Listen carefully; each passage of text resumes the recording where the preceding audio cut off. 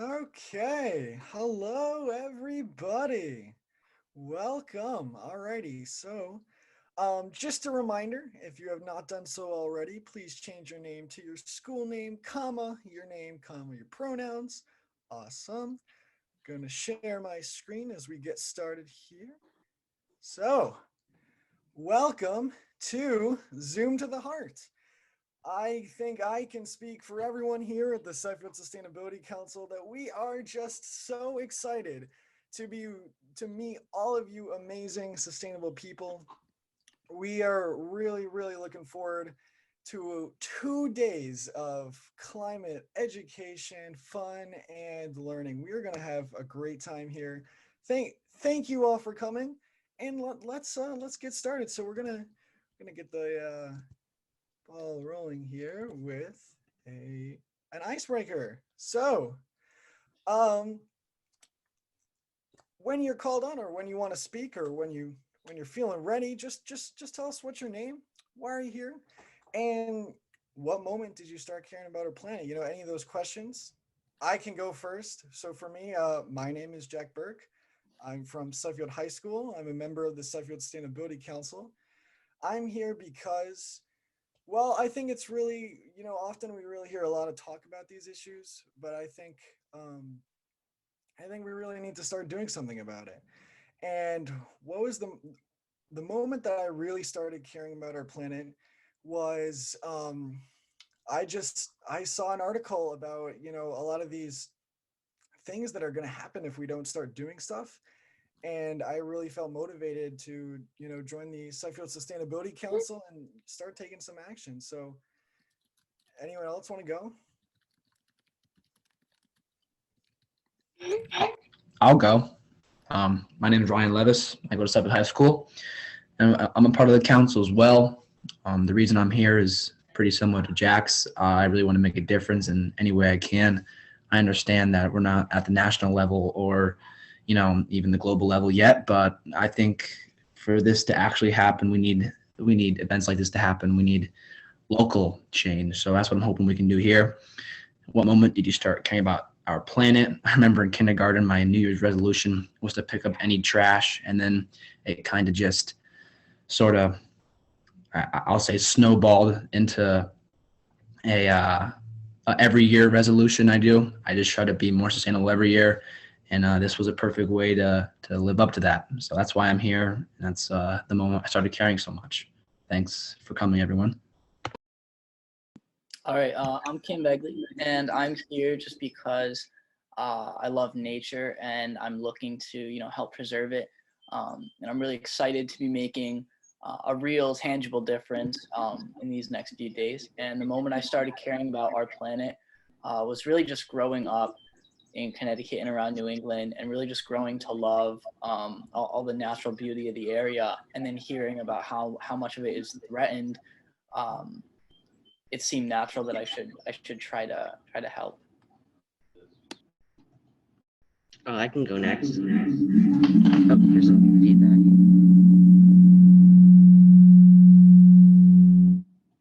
Right, thanks. Sorry, there was some feedback on this end. Hi everyone, my name is Vikram. Um, I guess I'm here because, like other people mentioned before, I want to help out our planet in like any way I can possibly. We really only have like one place to live, and we were actually talking about this in our science class a while ago, about if we use all our resources, then where else are we going to go? So I think it's important that we try to help our planet any way we can.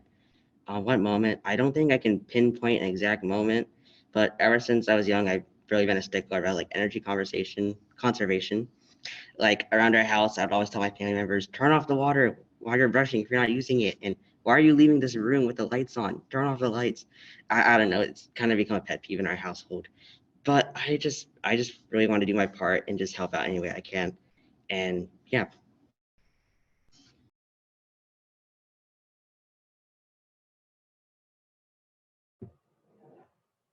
I could go next. My name is Caroline. I'm from Granby Memorial High School, and I'm here because, like everybody else, I just want to make a difference and help the planet in any way that I can.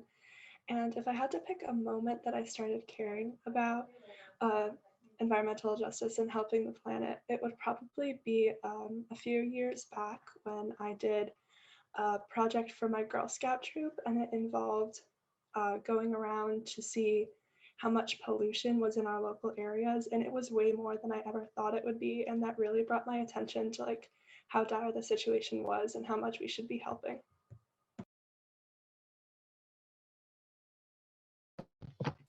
All right, I guess I'll go next.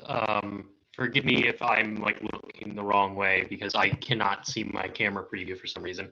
But I'm Osper. I'm from Suffield High School. I guess I was here because I was sick of doing nothing about what's a really prevalent issue right now.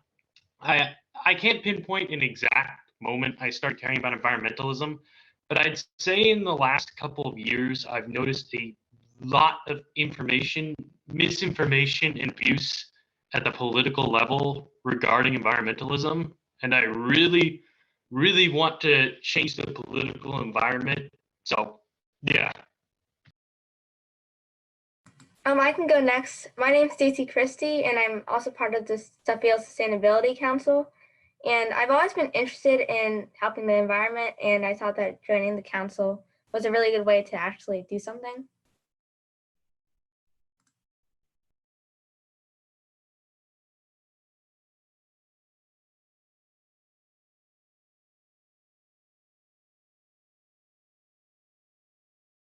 I can go next. I'm Amanda.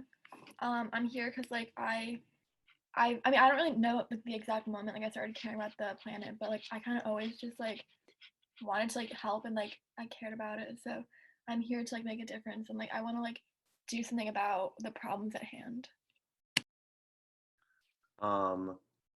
Hello, my name is Gavin Keene. I'm here because I'm part of the Suffield Sustainability Council.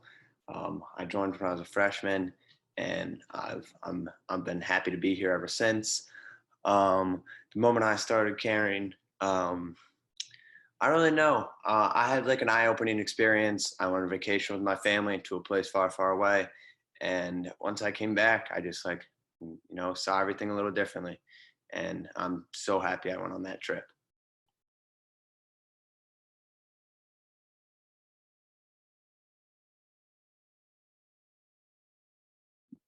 I'll go. I'm Stacy. I'm a part of the Suffield Sustainability. I don't know the exact moment I started caring. I feel like just like growing up and learning more about like everything, I just kind of like learned that this is a huge issue and I want to do something about it and actually like take initiative and make a difference.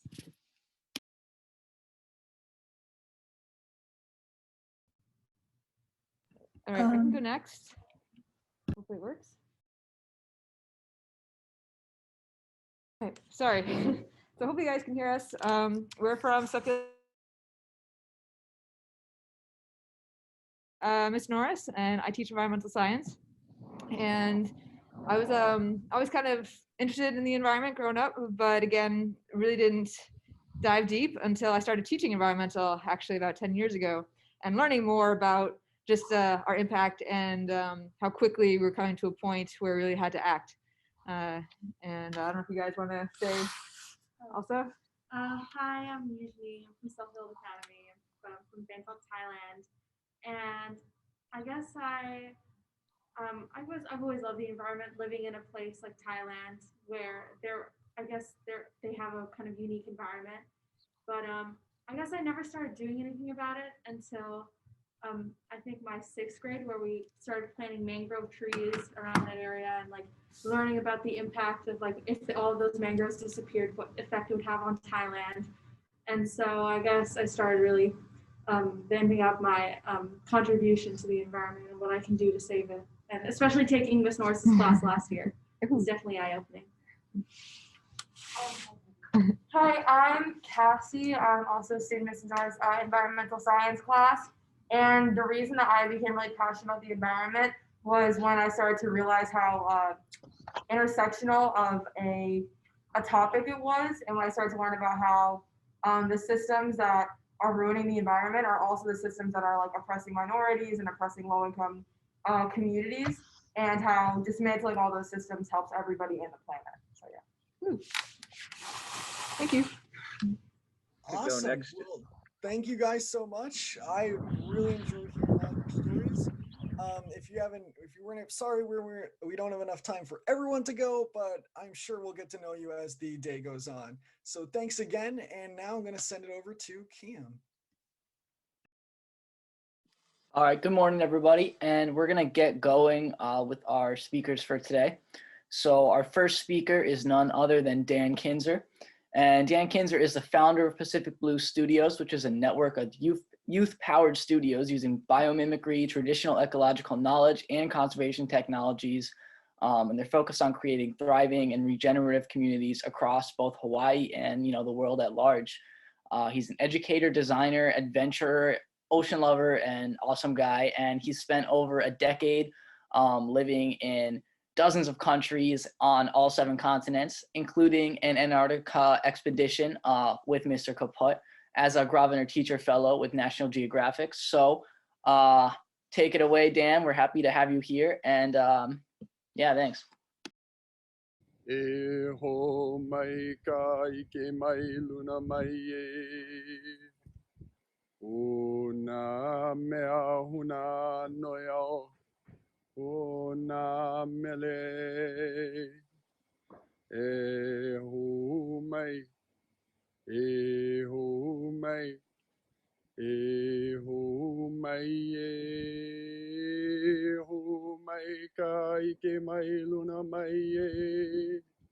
Una mea huna noyao, Ona mele, e ho mai, e ho mai, e ho mai, e ho mai ka ike mai luna mai e. Ona mea huna noyao, ona mele, e ho mai. E ho mai, e ho mai e. Aloha e, zoom to the heart. Daniel Kinzer calling in from Maunalua Bay on the southern shore of Oahu in the Hawaiian Islands. It's a special place I come to, helps me navigate tricky times and changing tides. The perfect place to be here today, celebrating Earth Day with you all. It's a place that teaches me how to remember, especially to remember how connected we are and what a community can do when it truly comes together. I wanted to introduce you and welcome you to this place and ask permission to join together with you in your places. But how did I even get here? On Zoom to the Heart on this Earth Day? Well, 3 years ago, I was lucky to be selected as a Grosvenor Teacher Fellow by National Geographic. I traveled to Antarctica on an incredible expedition to the bottom of the world. And down at the bottom of our ship, the National Geographic Explorer, I had the pleasure of sharing a bunk with Mr. Justin Kaput. Blow up the chat with love for Mr. Kaput, if you know who he is. He introduced me to the Suffield Sustainability Council. Boom, give them love and shout outs in the chat as well. So awesome for putting on this amazing event. I was inspired to join Walk to the Heart.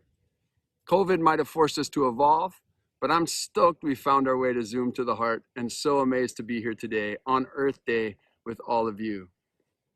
I really just want to share one sentence and a brief explanation before we jump into an amazing round of guest speakers and champions for the planet today.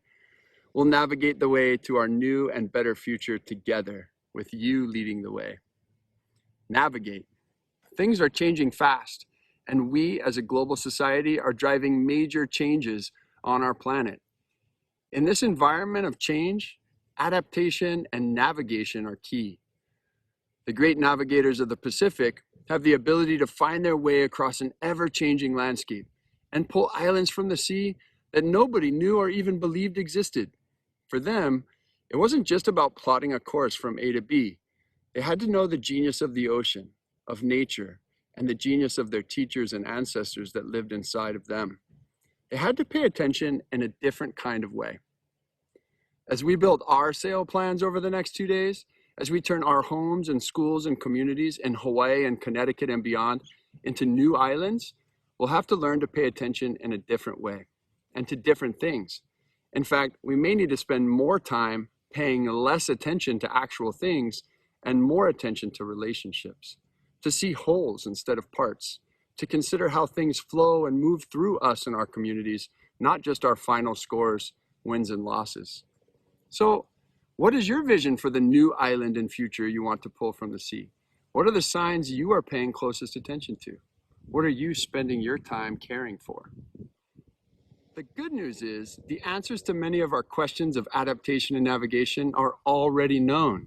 Life on our amazing planet has been running a 3.8 billion year-long research and development lab on how to live well on Earth.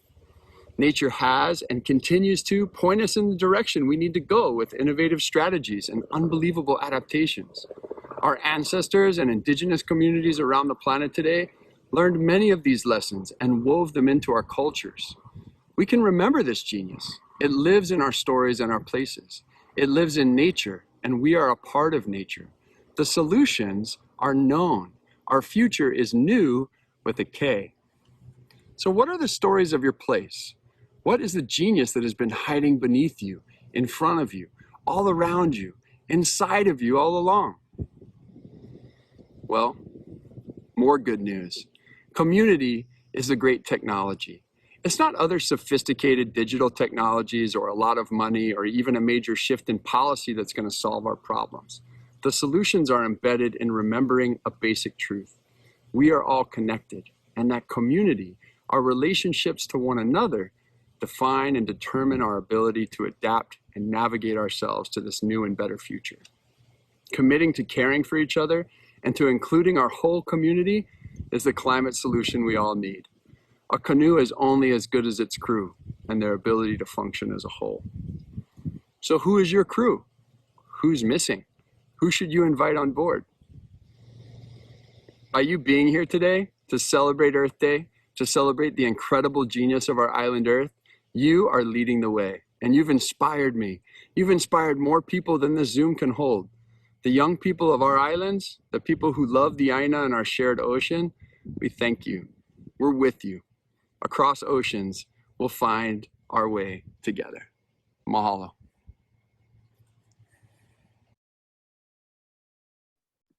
Aloha aloha everyone. I pre-recorded that yesterday because it's 3:20 in the morning here in Hawaii. But I wanted to bring you out to the beach with me, one of my favorite spots at Maunalua Bay. I'm so stoked to be here. I'm so stoked to be part of this community. I feel so honored and privileged and blessed. I am going to do a little bit of a Zoom chat bomb with a few links I'd love you to check out. But one of them is to a map called the Native Lands Map. And I'd love when you have a chance for you to check out the Native peoples, the First Nations, the indigenous peoples of your land there in Connecticut, which was actually a mix of so many different amazing tribes and holders of so much incredible knowledge about what we need to do for our new future together. So I'm going to share that in the chat with you. But I am so excited. I'll throw a few other links so you know about some of the projects I'm working on if you want here in Hawaii, but we're definitely connected across this ocean. And I really appreciate all of you, especially Suffield Sustainability Council, Mr. Kaput. It's great to be here. Mahalo. Thank you so much, Dan, for being here. That was really great, and we're really excited to have some cool people like you here. So another cool person coming up is Dr. John Francis, the Planet Walker. Dr. John Francis is an environmental activist who spent the majority of his life taking action against pollution and climate change. So he spent 17 years in silence and 22 years without traveling in cars or any motorized vehicles, instead walking all around the country and all around the world to spread his message, which he's going to tell us all about. He's also written pollution guidelines for the Coast Guard and served as an environmental ambassador to the United Nations. So take it away, Dr. Francis. Well, aloha as well. And thank you, Dan, and thank you for that introduction. And I am here in the land of the Delaware and the Lenape. And this is now the Cape May uh, migratory bird refuge, and there are some bird lovers walking by. You can see them. This is about 9:30 in the morning, and this is one of my favorite walks. And I want to bring you with me, Justin. You have to come on this walk too. Thanks for having us all here. I want to talk to you a little bit about Earth Day and what I discovered walking across the United States in silence back in from 1980 to 1983. It was an amazing time for me, a time of just listening and experiencing people in the environment. Now, this is a very beautiful environment here. The birds love it, and that's why they stop here. It's the last stop before they make the big jump over the ocean and take that fly, the long fly, to their nesting areas. But here they stop also. The Arctic plover stops and has a nesting area here in Cape May. So I guess the first thing I want to say, which is really kind of building on what Dan Kinzer said, thanks Dan for your words, but that what I discovered about environment, it's not only about pollution and loss of species and habitat and all those things we traditionally think of environment, you know, but it's also about how we treat each other. Because if we are part of the environment, then we have the first opportunity to affect the environment in a positive way, and that's in how we treat one another. So I discovered that environment was also about human rights and civil rights and gender equality and economic equity and all the ways that we relate to each other, even ways I haven't mentioned. So it's important to practice kindness. You know, how is kindness going to help the environment? But if we're part of it, then kindness is really an integral part of the way we have to treat each other. Being kind to each other is really being kind to the environment. Now, that doesn't mean we have to stop studying science and passing regulations and laws and things like that. That's also important. But what we have to remember is the foundation of our environment is really kindness and how we treat each other. And now I'm here at the ocean, and I just want to take a view of what I see, and you'll see that there is part of our beaches is blocked off. It's fenced off, and that's for the migratory birds that come in that nest on the beach. A lot of the Arctic plover and clam oyster catchers and those birds, and so this is to keep them from being molested while they're here resting and nesting.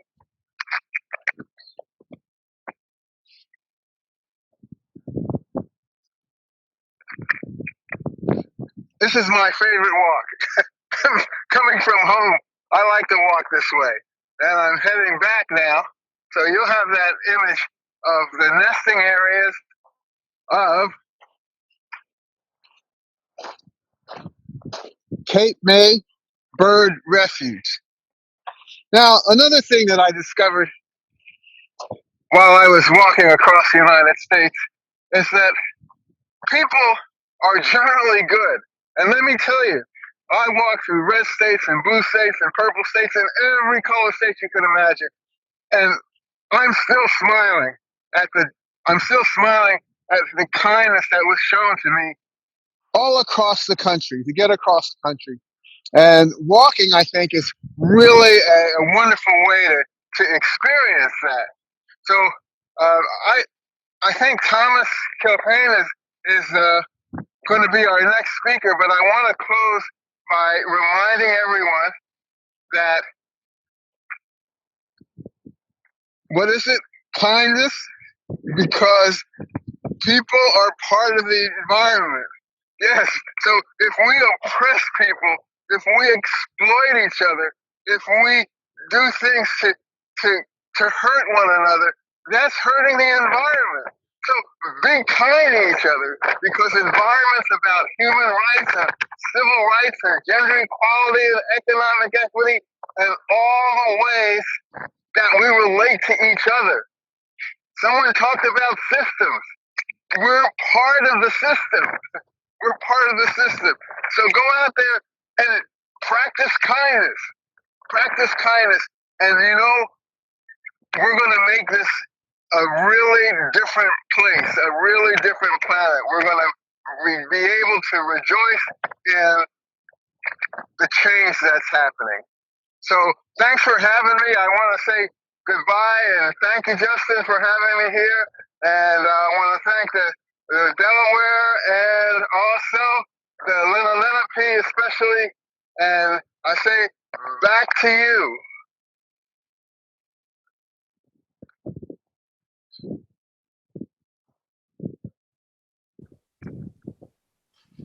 Thank you so much for that, Dr. Francis. That was really awesome.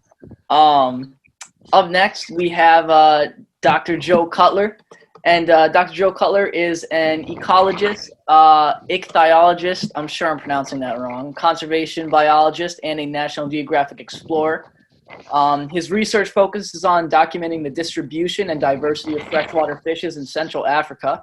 And he recently completed a mega transect of Gabon's Oahu River.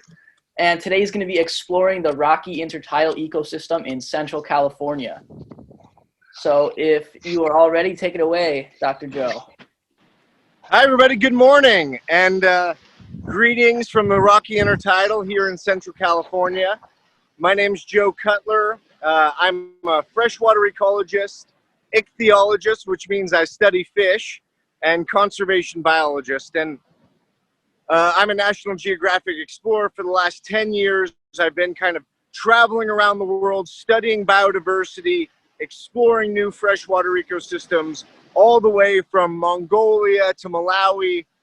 But my primary work's been focused in Central Africa, in Cameroon and Gabon, where, as mentioned in the intro, I just spent 6 months last year becoming part of the first crew to ever paddle down and explore the Oahu River. But today, I'm calling in a little closer from home, here in Central California today. I'm calling in from one of my favorite ecosystems. Now, you can see the Pacific Ocean here beside me. And as I turn, you can see kind of the transition onto land. And so we're in this really cool space, this really cool habitat where the ocean and land are meeting, and you've got this exchange of ecosystems. And it's one of the best ecosystems to explore biodiversity, because you can just walk right out and see marine organisms living around your feet. So where I'm standing right now at the high tide would be actually underwater. So you see the waves breaking over here. You know, in a few hours, that's going to be up to where I'm standing. And a few hours thereafter, all of this is going to be exposed by the receding tide. And so it provides the opportunity for biologists and nature lovers to come out and explore this ecosystem. So I wanted to just turn around my camera and show you what's in one of these pools behind me, because you may not be familiar with what we've got out here. So here we go. I'm going to turn on my headlamp. Right in this pool here,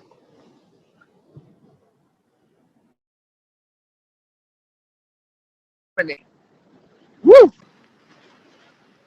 Well, I guess the water is a little higher.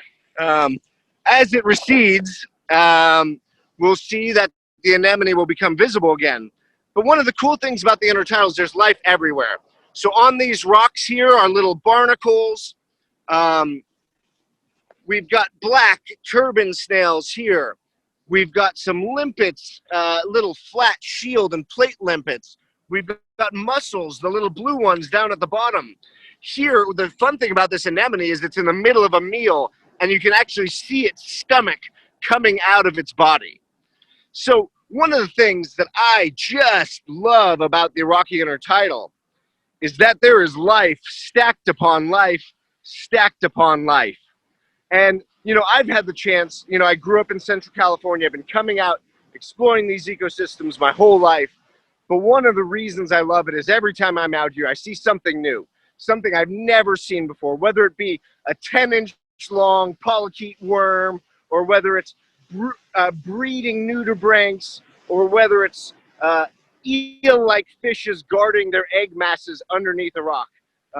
Really exciting to come to a familiar ecosystem and still be able to find stuff that's new for you, that's always about discovery. And that's one of the reasons I wanted to take this call from here, was this ecosystem, this habitat inspired me to do a lot of the work that I do in my life now. You know, I get the opportunity to travel to Central Africa, to rivers and lakes that people have never surveyed before. And so I may be one of the first people who gets to sample these sites, figure out what's out there, discover new species. And I think that it's really exciting, fun. I think I've got the best job ever. But I want you all to know that there's still a lot more out there to discover. So we may think that, you know, the world's so small now, we know so much, there's nothing new left out there. And I want to tell you that there's a lot new out there.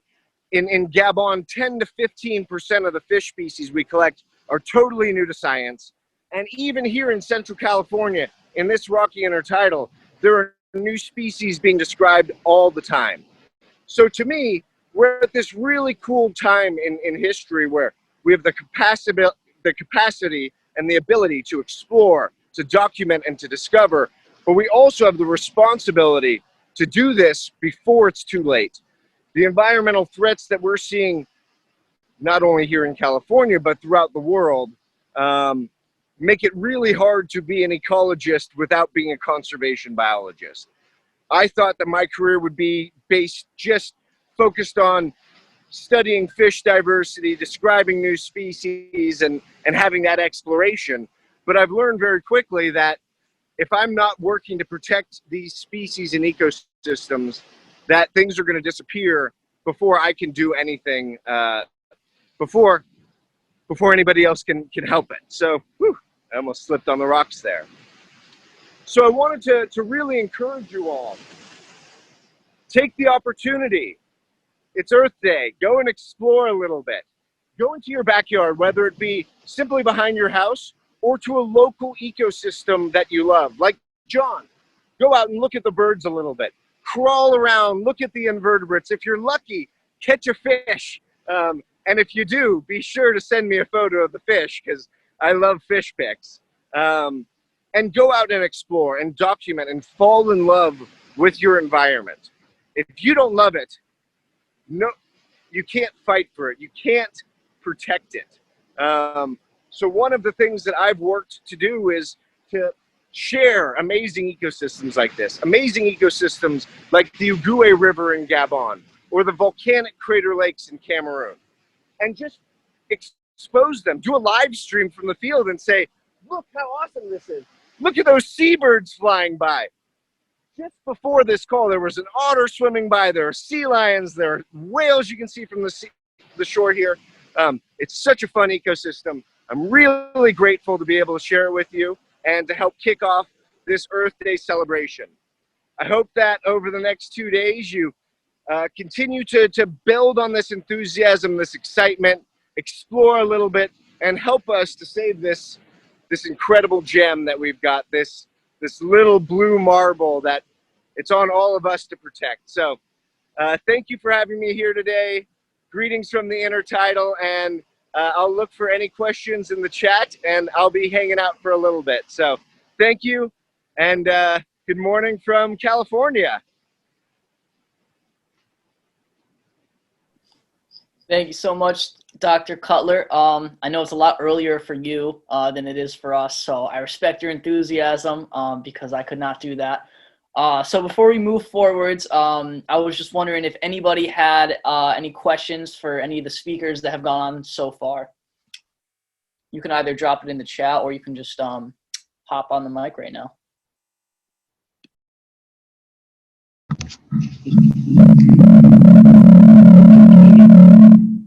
Thanks. Hi, I had a question for Mr. Joe. I thought it was really cool how he was showing all the animals and stuff. I was just curious, like what exactly does he do in like his field of study? Like I think earlier he was like an ethologist or something like that. I didn't catch the term. But, like, do you know what exactly he studies? Yeah, so sorry for not going into more depth. So what I do is I study mostly freshwater systems, so lakes and rivers in Central Africa. And what I do is I go and I survey the biodiversity, so I document what species, mostly of fish, but anything else living in the freshwater ecosystem. So I go out, I survey these sites, and then we go and we build the list of species because a lot of these areas have never been sampled before. So one of the things that I've been doing a lot of in Gabon is going to areas where they're considering building hydropower dams. And so before these dams are built, we want to figure out what species are living at these sites so we can build management plans. And so a lot of what I do is I get out to these sites before the dams are built. I figure out what's out there and I write a report for the government, and I write kind of a conservation plan for the species and for the site with regards to the impending development that's coming. So a lot of biodiversity exploration, documentation, and then active conservation work. Cool, thanks. All right, and I think we've got time for one more quick question if somebody wants to jump in.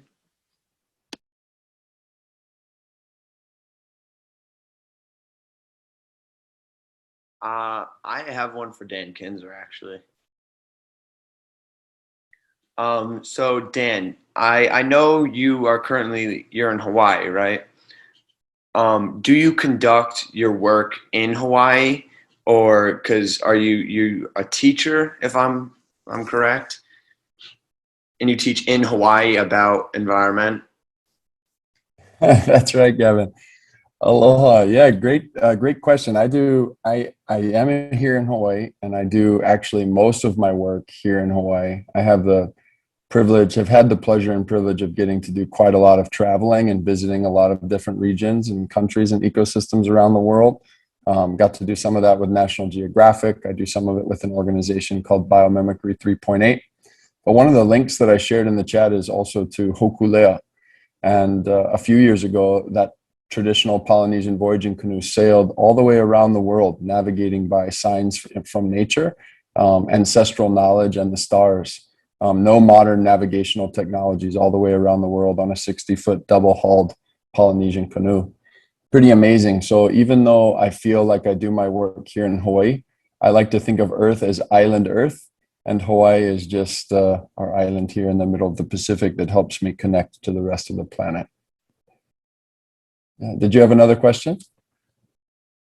No, I'm just interested in travel. And I was wondering if your line of work, which very much interests me, included some of that.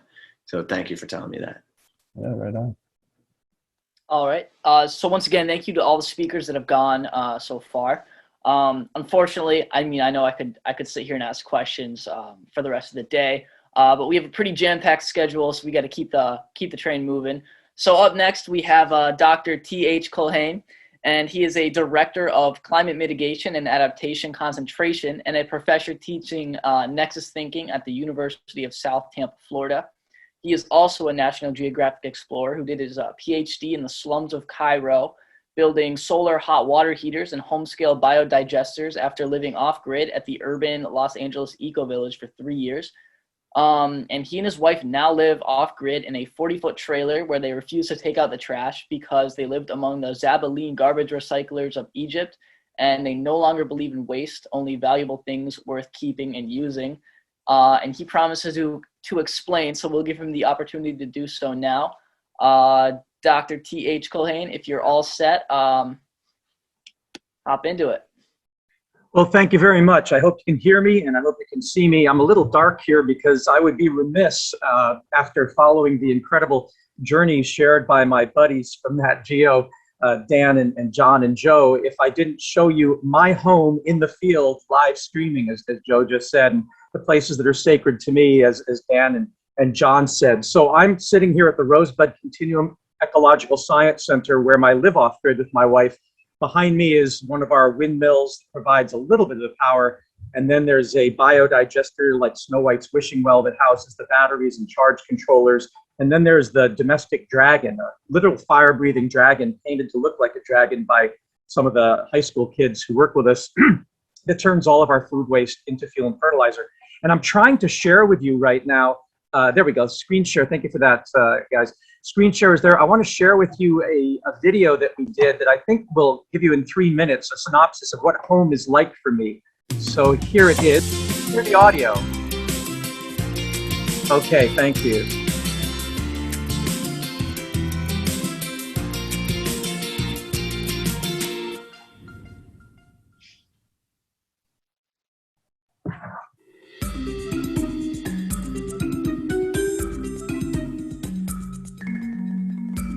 My wife and I, we rarely take out the garbage. And by rarely, I mean at most once or twice a year. And people say, ew, how can you do that? Doesn't it smell? Well, the short answer is no, not at all. We clean and sort and store all the plastic and glass and metal and cardboard and paper and never have to worry about the stinky stuff. And that's because all of the stuff we produce that we call organic residuals, what you know as food waste and yard waste and toilet waste, and I mean 100% of it, all goes into the belly of our domestic dragon, which experts call a home biodigester. Ours is actually painted to look like a dragon. And it literally is a fire-breathing dragon. Let me explain. Whether built out of recycled plastic water tanks or made out of concrete like this big dragon here, a biodigester is simply a big stomach filled with water that digests biological material. It's filled with water and microbes, which we usually get from manure or pond muck, so we don't have to go anywhere for that. Right, OJ? And then we simply stick in 3 pipes. One for the mouth and throat to feed it, one for the liquid fertilizer, and one for the gas. So whether you buy one or whether you build it yourself, it's just a device that turns food waste into fuel and fertilizer, and it produces methane gas, which we call biogas.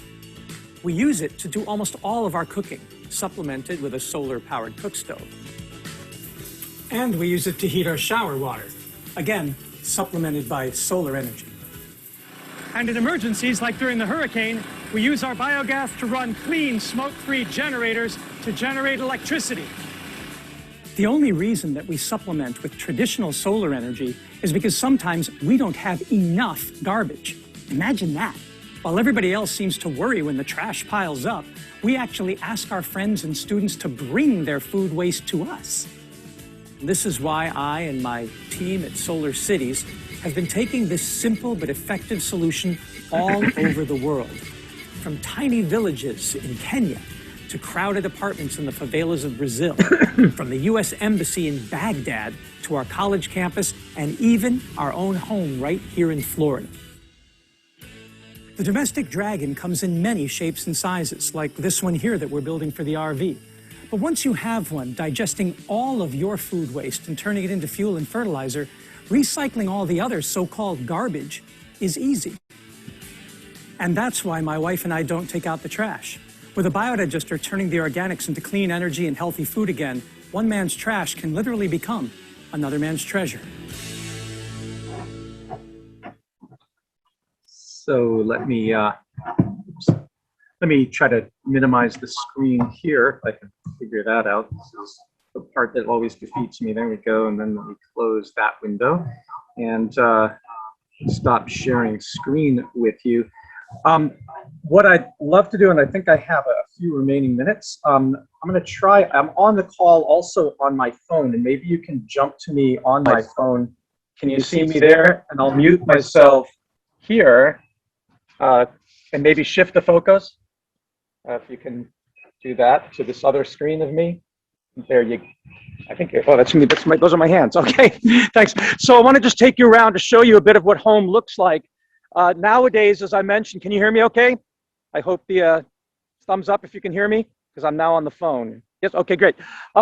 So the dragon, of course, is this one here. There's the wishing well. These are 3 big biodigesters, and each one of these, one above the ground, one half buried to make it look like Snow White's wishing well with the windmill and the batteries, and one buried underground where we're planting peanut and other edible crops. These produce fuel and fertilizer from all food waste and toilet waste, and these can each take a barrel of food waste a day, where the home biodigesters that we use can take a bucket a day. And then we're able to use all of the goat manure. We have the goats and the cows and the chickens. We've got moringa growing here. Some of you have probably heard of. We've got avocados. We were able to live, my wife and I, for 3 weeks on nothing but what this land produced last year. We haven't had such a good year this year, but we invite the high school and middle school students and my university students to come up and claim parts of this wonderful property owned by a Lakota Sioux elder, a man who was born on the Rosebud Reservation in South Dakota and decided to give back. He's now retired, and he's turned his entire property with his wife, Sonny and Marianne Bishop, into this wonderful eco center. And just this week, our students came up, and there's Vicky, who takes care of, runs our entire volunteer program with all the kids. There's Vicky there. This is a group in Connecticut, at Sustainability High School. The home biodigester there, and of course the tower gardens, which Dan was working with out in Hawaii when I was out in Oahu. We made a biodigester, and then we hooked it up to some of these tower gardens, and this is where I come from our breakfast. And then this is one that one of our students made for about $50, and these are professional ones from the original guy from Epcot Center in Disney World that cost $500, and there ain't any difference at all between a $50 student-built one and a $500 professional one. And the whole idea between what we do here at Rosebud is showing, yes, we can. The bicycle generator here, where you pedal for power, right there. All of these ideas and techniques are within your purview. You can set it up. We even have over here, and I know I'm running out of time, so I gotta end now, but we have soldier flies that take carcasses and turn them into protein to feed the chickens. The soldier fly larvae in a pinch, we've eaten. We roast them. They taste delicious. Soldier fly larvae, and they will eat all of the stuff that people don't want to put in compost. And then we have a food forest that's being grown over here with papayas and mangoes and with bananas. And there's Marianne Bishop, the woman who owns the property herself and is the founder of this entire organization. These are these great school kids up in Connecticut that we're talking with. She says hi, and people showing up on their bicycles. We invite you to come down. Please join us here down in Land O'Lakes, Florida. Make your Florida vacation next time, not to Disney World, but to the Rosebud Continuum, and the peaches are on us. Thanks so much, guys.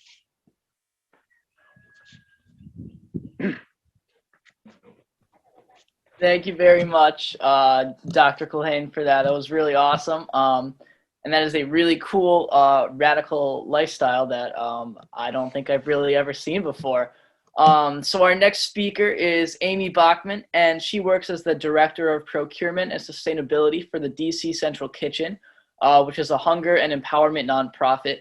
So she handles all incoming product to the kitchen, including managing food recovery from sources from local farms to grocery stores, and sourcing local food for the DC Central Kitchen Farm to School program.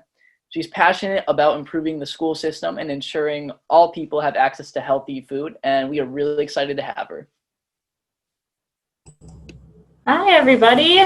Nice to meet you all. My name is Amy. And they said I'm the Director of Procurement with DC Central Kitchen. So I have some slides that I might show you guys in a bit, but just kind of to start to give you an overview of what DC Central Kitchen is. I'm not there right now. I unfortunately don't have a super exciting background to show you guys. I am still working from home to keep our staff and everyone safe with our COVID guidelines and regulations. But DC Central Kitchen it's an organization that was founded in the early 90s, really as a response to the belief that waste is wrong. You know, whether that waste is food or whether that waste is, you know, human potential and folks who just really need a second chance. And so the mission of DC Central Kitchen is to use food as a tool to strengthen bodies, empower minds, and build communities. So what we do every day is we are recovering food from all across the city, from grocery stores or farms or farmers markets, from manufacturers and large wholesalers, and bringing all of that food back into our central kitchen, where every day we prepare about 4,000 meals that go out to different homeless shelters and after-school programs and different nonprofits that are serving the community. We do this typically with the help from a lot of volunteers, although this past year it has just been our staff doing this work. We also work with men and women who otherwise maybe have had challenges to finding employment and careers, or are just looking for a new fresh start and a new opportunity. And we do that through our culinary job training program. So this is the other piece that's really huge to our work, beyond just, you know, recovering food and creating meals. We're looking really to create change in the system. So our program looks to train men and women in culinary skills, but also job readiness skills and really general life skills to help folks get a job in the culinary field, but also keep that job and learn to move up the culinary ladder in their workplace. Our goal really is to address those root causes of hunger. You know, you look at hunger, and hunger is a symptom of poverty. Poverty is a symptom of systemic racism and oppression that has really challenged, you know, society for generations. And the kitchen is trying to be one small part in helping folks get the tools that they need to really turn their lives around and be able to start providing and really supporting their families to break out of this poverty and incarceration cycle. So food waste, as probably many of you know, since you're involved with sustainability, is a huge issue really on the global scale. 1.4 billion tons of food are wasted across the world. Estimates that it's about 30 to 40% of our food supply just ends up going to waste. And this is such a huge, you know, impact on the environment and just a waste of resources. I mean, think of all the water and the land and the soil and the labor that goes into creating food for it to just be tossed. And then the environmental impact of that food sitting in landfills and releasing methane into the environment, into the atmosphere. And so food recovery has become a huge movement over probably the last 10, 20 years to recover this food and say it doesn't make sense to throw out all of this product when it's most of the time perfectly good and edible and able to be saved. You know, there's so many ways the food system sort of breaks down that allows for food to get wasted, whether it's expiration dates or over ordering, or you know, cold chain breaking down, all kinds of things that cause folks to have to throw away food. And so what we do is with many other nonprofits in the DC area and across the country, try to recover this food and bring it to a kitchen so that it can get into meals. Because food waste is also a food justice issue. I mean, there are so many people who are food insecure in DC. These numbers have only been exaggerated by COVID-19 and the impact that it's had on so many communities that are just especially vulnerable. And so DC Central Kitchen has really stepped up the work that we've been doing this past year in serving meals and serving a community. This past year, we've served about 3.7 million meals. That's since March of last year. And we have distributed about 2.4 million pounds of fresh fruits and vegetables. Early on in the COVID pandemic sort of beginning craziness, we got tons of food donations in. I mean, imagine what would happen if all the restaurants and all the food service operations basically had to shut down overnight. All of those fridges and freezers were just full of food. And so we got call after call after call of just tons of food coming through our doors that we couldn't even put it into meals fast enough, honestly. And so we started to just bundle the food up and in produce bags and grocery bags and just start distributing it first to alumni of our culinary job training program. And then we started partnering with a few nonprofits. And before we knew it, the program had become its own beast. And so currently we distribute about 6,000 produce bags a week. These are about 10-pound bags of produce going out to communities. And we currently now actually purchase a lot of the food. We use some donated food when it might come in and we can add it to the bags. Because of the volume we're working on, a lot of it we purchase. And so because of that, we made a really conscious decision to try to source from local farms as much as we can when we are sourcing for these produce bags. We've had a long history of sourcing local. Another part of what DC Central Kitchen does is we also provide meals for DC public schools. So we do about, in a normal year, about 8,000 school meals a day, and we source from a lot of local farms for those programs. So we had a lot of these relationships, and a lot of these farmers that we were talking with, their business just dried up when COVID-19 hit. You know, they were supplying institutions and universities and cafeterias and restaurants, and all that business just went away. They were having to till under food, having to throw away crops because there wasn't anyone to buy them. And so it was amazing for us to be able to go to them and say, I will buy 5,000 units of broccoli. I'll buy 5,000 pounds of tomatoes for you. And since March of last year, we've invested $1.9 million in local farms throughout the Maryland, Virginia, Pennsylvania, Delaware region, kind of what we consider the mid-Atlantic area. Our definition of local is much more of a regional definition. And so that impact, you know, has allowed us to keep our dollars local, but also to provide so much fresh produce out into the community to really support those that are in need.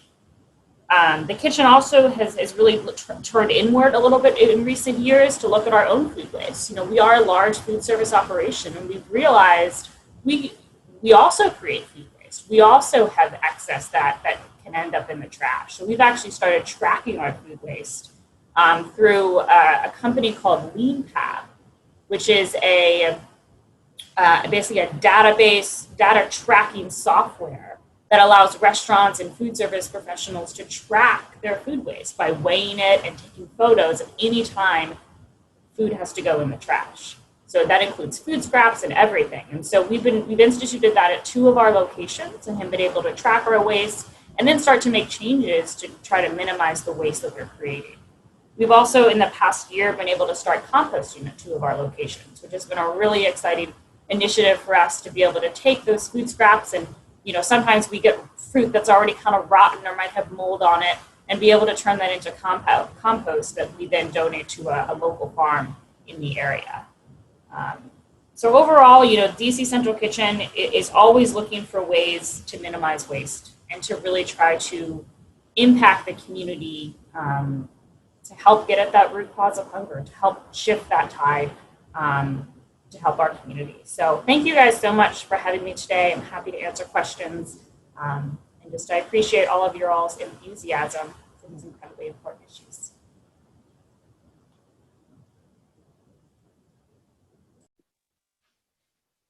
Thank you so much, Amy, for being here. That was really great to see something sort of at the intersection of social justice and, you know, environmental sustainability.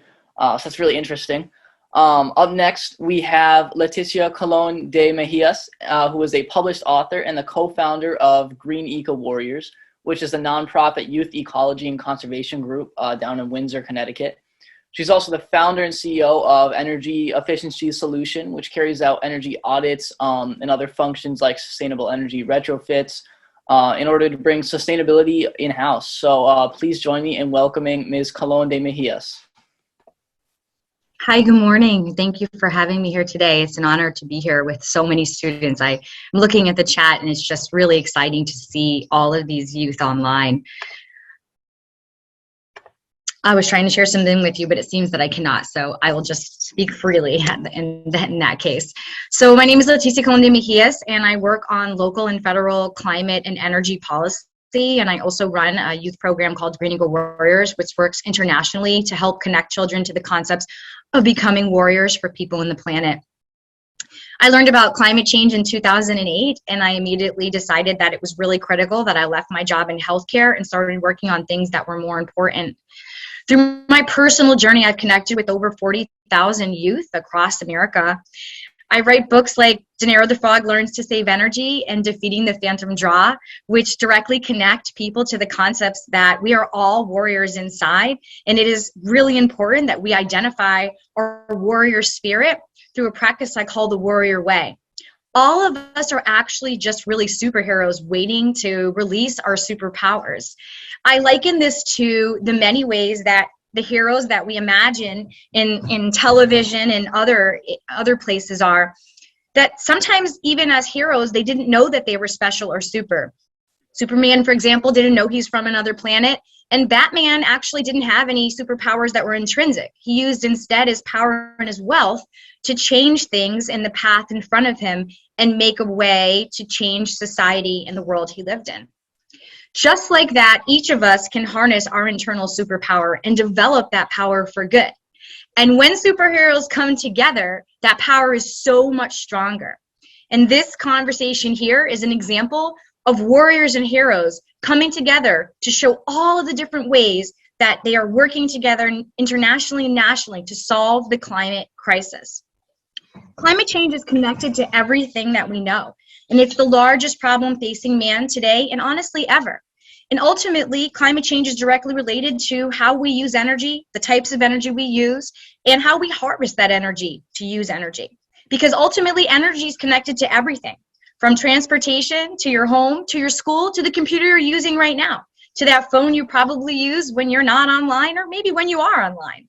And ultimately today, we demand more energy than ever in the history of mankind. We have found more ways to use electricity and energy than we know what to do with. But we very rarely think about how that impacts the way that we live here on planet Earth as people. People breathe air, every one of us. And if you don't believe me, hold your breath now and you'll find that air is very important to you. Oftentimes when I'm in federal government positions or here in Connecticut at the legislature, people will say things to me like, Leticia, you must not understand economics. It's very expensive to convert to clean energy, and maybe we shouldn't be wasting our money on things like that. Which often I say, well, I agree. Yes, sometimes converting to things costs money, but ultimately I can't eat money, I can't breathe money, I can't drink money, and neither can my kids or you. So at the end of the day, we have to think about the things that are most important to us. What's most important to me is my connection to my family, my people, which I personally claim as all people. So I'd like you to think about that for a moment. If we're all people and we all live on planet Earth and there's only one Earth and we're the people that are using energy and electricity, shouldn't we do something about that? We use energy to create food. We use energy to keep our food cold. We use energy to cook our food, to take a shower. You're getting the points here. And as the impacts of climate change increase and become real in communities all across the world, the heat index will continue to rise and storms will continue to happen. So investments in infrastructure like buildings where we live, work, play, and sleep are critical investments to make. We have to really think about the process and path that we go forward, because all of these things are important that you've heard so far. And everyone you hear today is speaking from a place of truth. It's from their belief system. Our belief systems are formed from the time we're born until now, and they'll continue to be formed as we move forward in life. I like to keep in mind that the abbreviation for belief system is BS, and that's because it's simply a compilation of all the ideas that have been handed to you. And I challenge you today to consider looking at your belief system and asking yourself, could I do something to challenge my belief system in a way that sparks success and creates a path forward to becoming a warrior for people in the planet? Ultimately, what native populations really had a connection with, and what some of the speakers here today do have a connection with, is the concept that we have to live in balance with nature. We can't really control nature, despite our real tries. Nature is bigger than us. When a storm happens like Storm Maria that hit my island of Puerto Rico, there wasn't much we could do other than pray and wait for help. So it's critical that we instead prepare ahead for the changes that are unfortunately coming due to our choices collectively as humans and how we use energy and how we impact the planet and people around us. I ask you, if you're a Connecticut resident, to think about Connecticut resources. In our own state, we are fueled by 95% fossil fuel energy, 95%. And we're a blue state, progressive, that cares about climate change and has climate change goals. Why then don't we have a goal for 100% renewable energy generation instead of a goal for 100% energy procurement, which is not the same thing? I was in Congress yesterday speaking about climate action. I was called as a person to testify on the concept of climate change and climate action. And in my testimony, which is available online, and I suggest you all Google, I spoke about the need to create jobs for low-income communities and communities of color, because we so often forget that we can raise people as we fight climate change. By lowering carbon demands through infrastructure fixing of buildings and energy resources, and connecting low-income populations and communities of color to clean energy, which has not happened in our nation, and providing information like climate change education, which is not even a requirement in the state of Connecticut or in the federal government's next generation science standards, we could open the doors for people to change their belief systems and become directly invested in the path to fight climate change. For how can someone be meaningfully engaged in a conversation that they're unaware of? And how can someone create solutions to a problem that they don't know about? That's why it's so important that we connect the concepts of climate change impacts directly to human issues like increased asthma, deaths from storms, impacts of the rising heat index, the lack of affordability of energy in Connecticut and across the nation, and the growing need for access to clean, potable water. This morning, as I was posting on LinkedIn about my personal climate journey, I read an article about Tampa Bay, where I grew up, and how there's a sewage plant today releasing sewage into the Tampa Bay. This sounds nonsensical in our day and age. When someone like Elon Musk is trying to invent a way for us to go to Mars, why can't we invent a way to deal with our human waste, our power plants, and the pollution that are impacting our human health and the environment that I so truly love? I want to provide an opportunity for anyone to ask me any questions in my last 2 minutes here. And then I want to say this to you. Every one of you is a warrior, and inside of you, your superpower is hiding. And I challenge each of you to consider what that power is and to use the warrior way to take your personal time to develop that path forward as a warrior. Mine is speaking and taking difficult information and disseminating it into small little sound bites that anyone can understand, because no problem is too big when we all work together. Geez, man, we sent someone to the moon. This is right here on planet Earth. All water and all air is connected. So pollution here or there is irrelevant. Air knows no boundaries, no borders, and neither does water, and neither should we. Because it is irrelevant what color you are or your socioeconomic status. What matters is that we are humans, people, here on planet Earth, with warrior spirits that are meant to defend our home.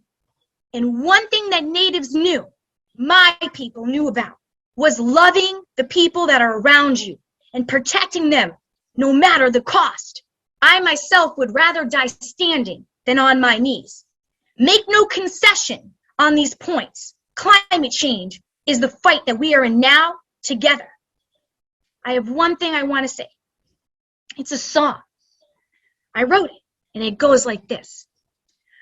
I love the ocean, I love the mountains, I will protect them, I will not harm them, and all around me the voices sounding, this land was made for you and me. I love planet Earth, the sun, the moon, the universe. I love planet Earth. All of this was made for you and me. Let your warrior light shine. Have no fear, because together anything is possible. Thank you. Thank you so much, Leticia. That was awesome. You definitely were not lying about your superpower being speaking, because you definitely did weave a lot of different aspects of sustainability in there, and really brought it together in a great way. So thank you again. Our next speaker is Alexander Williams, who is the owner and director of Blue Earth Compost. So we purchased the company in 2014 and since built it into a full-service food scrap collection company, which has to date diverted over 12 million pounds from the waste stream, 84,000 that actually coming from Suffield Academy. So on a daily basis, Alex and Blue Earth seek to change the way people think about food scraps, in that they're not waste, but they're a resource that can fight climate change. So Mr. Williams, thank you for being here, and the runway is clear for you. Cool. Do I have the ability to share my screen so I can put a little presentation up there? You should have just gotten it, Alex. You should have just gotten it. Perfect. All right, where am I at right now?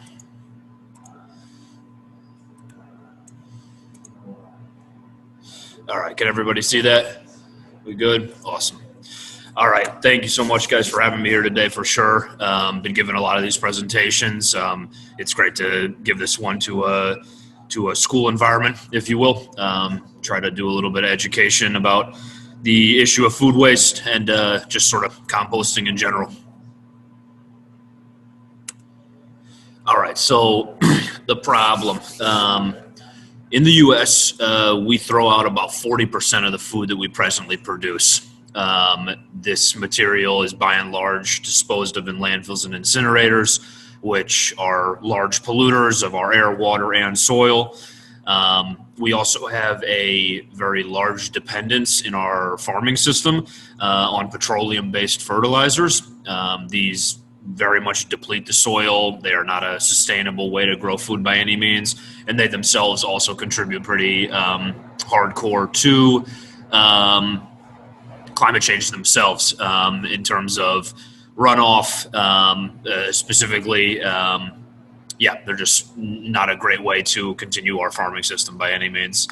The other issue is that while home composting is certainly an option, while home composting is certainly an option, it's not accessible to everybody. So we really seek at Blue Earth Compost to offer a more accessible way for people to divert their food scraps. Some specific things to Connecticut. We're already seeing the effects of climate change and our waste systems effects on that becoming evident on a regular basis. One of the largest incinerators in the state is about to shut down next summer. That is going to create a whole host of problems. We really need to be thinking about ways to divert material, divert food scraps from these pieces of infrastructure in order to help solve this problem. The reason that the Rose Bowl is down here in the bottom left-hand corner, this is a over 100,000 seat stadium. We fill that up every day in America with food waste alone. All right, a little bit more information specifically on the state of Connecticut. About 20% of the solid waste that we produce here in the state is food scraps. If you add in yard waste, it bumps it up to about 30%, so almost a third of the waste that we produce here is compostable material. You can sort of see in the pie chart over here how much that makes up. You guys can also see some of the other materials that make up a lot of our waste stream: paper, plastic, metals, glass. I'm sure you guys will recognize these as recyclable materials, at least for the most part. Food waste or food scraps is also obviously recyclable. We can compost them, we can digest them. The unfortunate part is that not a lot of that is happening. Probably under 10% of this material is being properly disposed of right now in the state. So there's a lot of room for improvement for sure. All right, so just a little bit of background on us here at Blue Earth Compost and sort of what we're trying to do to combat this. We're a residential, commercial, and event food scrap collection service. Like I said before, accessibility is a big focus of ours. So we try to provide a clean, easy, and affordable way to divert food scraps, whether that's from your house, an event, or a school like Suffield Academy. We, again, are really focused, our service is focused on contributing to the betterment of our environment. Obviously, environmentalism is sort of baked into everything that we do here. We're able to provide renewable energy and nutrient-rich compost from the food scraps that we divert. I'll get into those a little bit more in depth later. And again, accessibility is key. If we can't get people and businesses doing this across the board, we're not going to make a large impact. If you guys take anything away from this presentation today, like the introduction said, I want you to think of food scraps not as waste at all. They are a valuable resource. They can be used to create compost. Again, they can be used to create renewable energy through the anaerobic digestion process. They are not waste at all. We should not think of them as trash. Just sort of this mental shift, we think in Blue Earth can do a lot to getting this material to be properly disposed of, for sure. All right, so this is another sort of really big takeaway that I hope you guys get from this presentation. This is called the food loop over here on the right-hand side.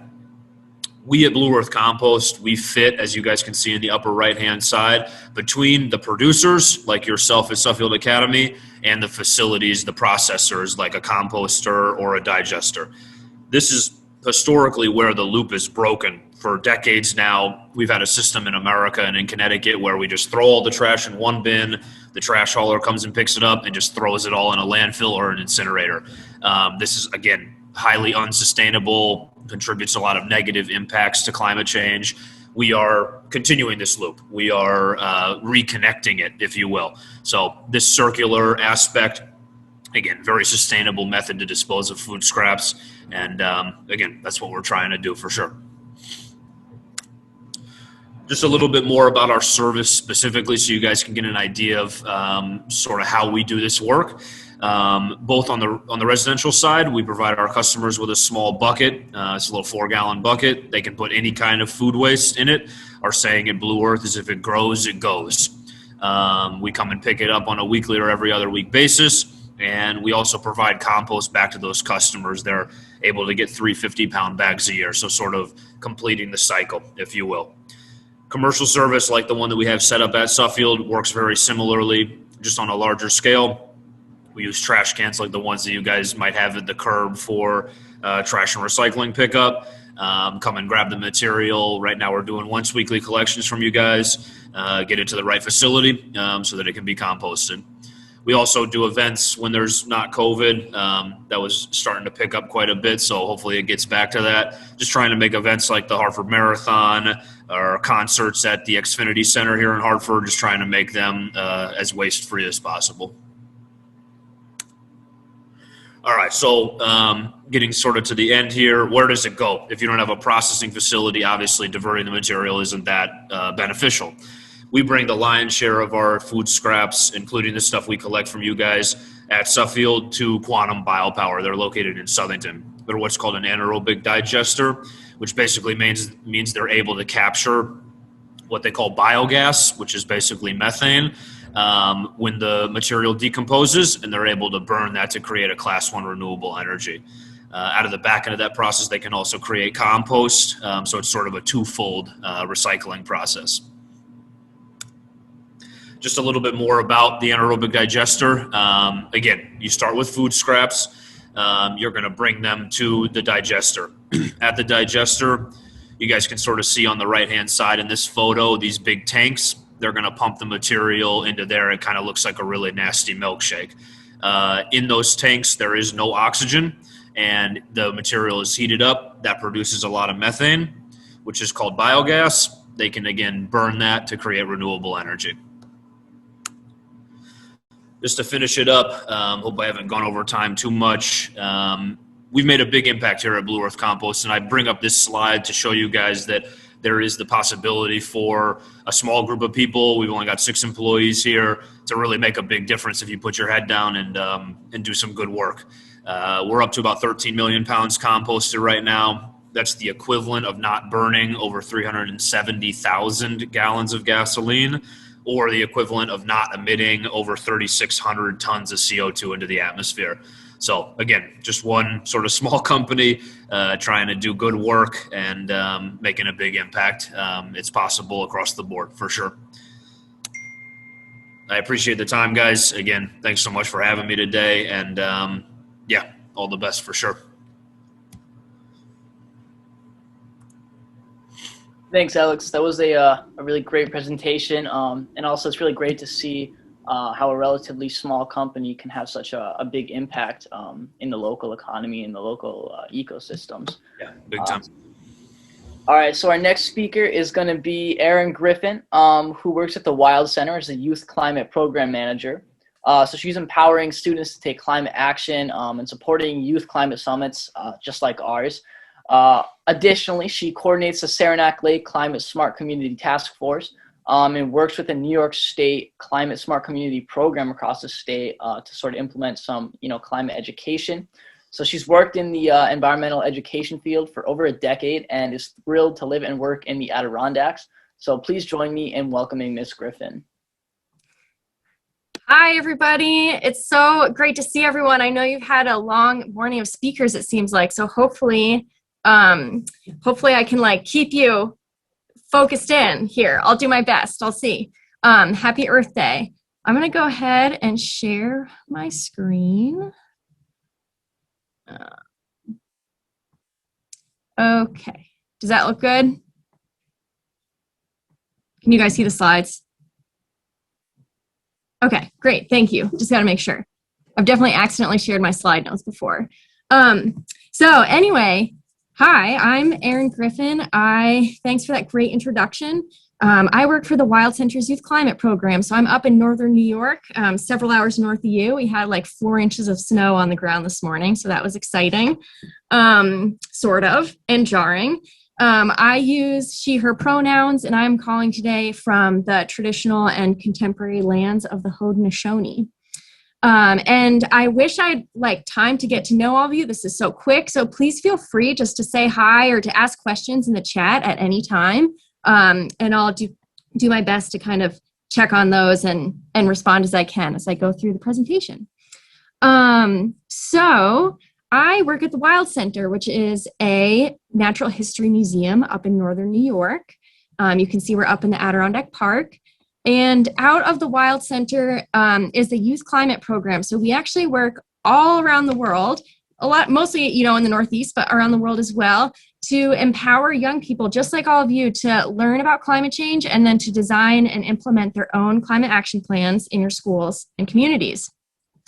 And the main way we do that is through youth climate summits, just like you are experiencing today, although hopefully they can be in person again soon sometime when it's safe.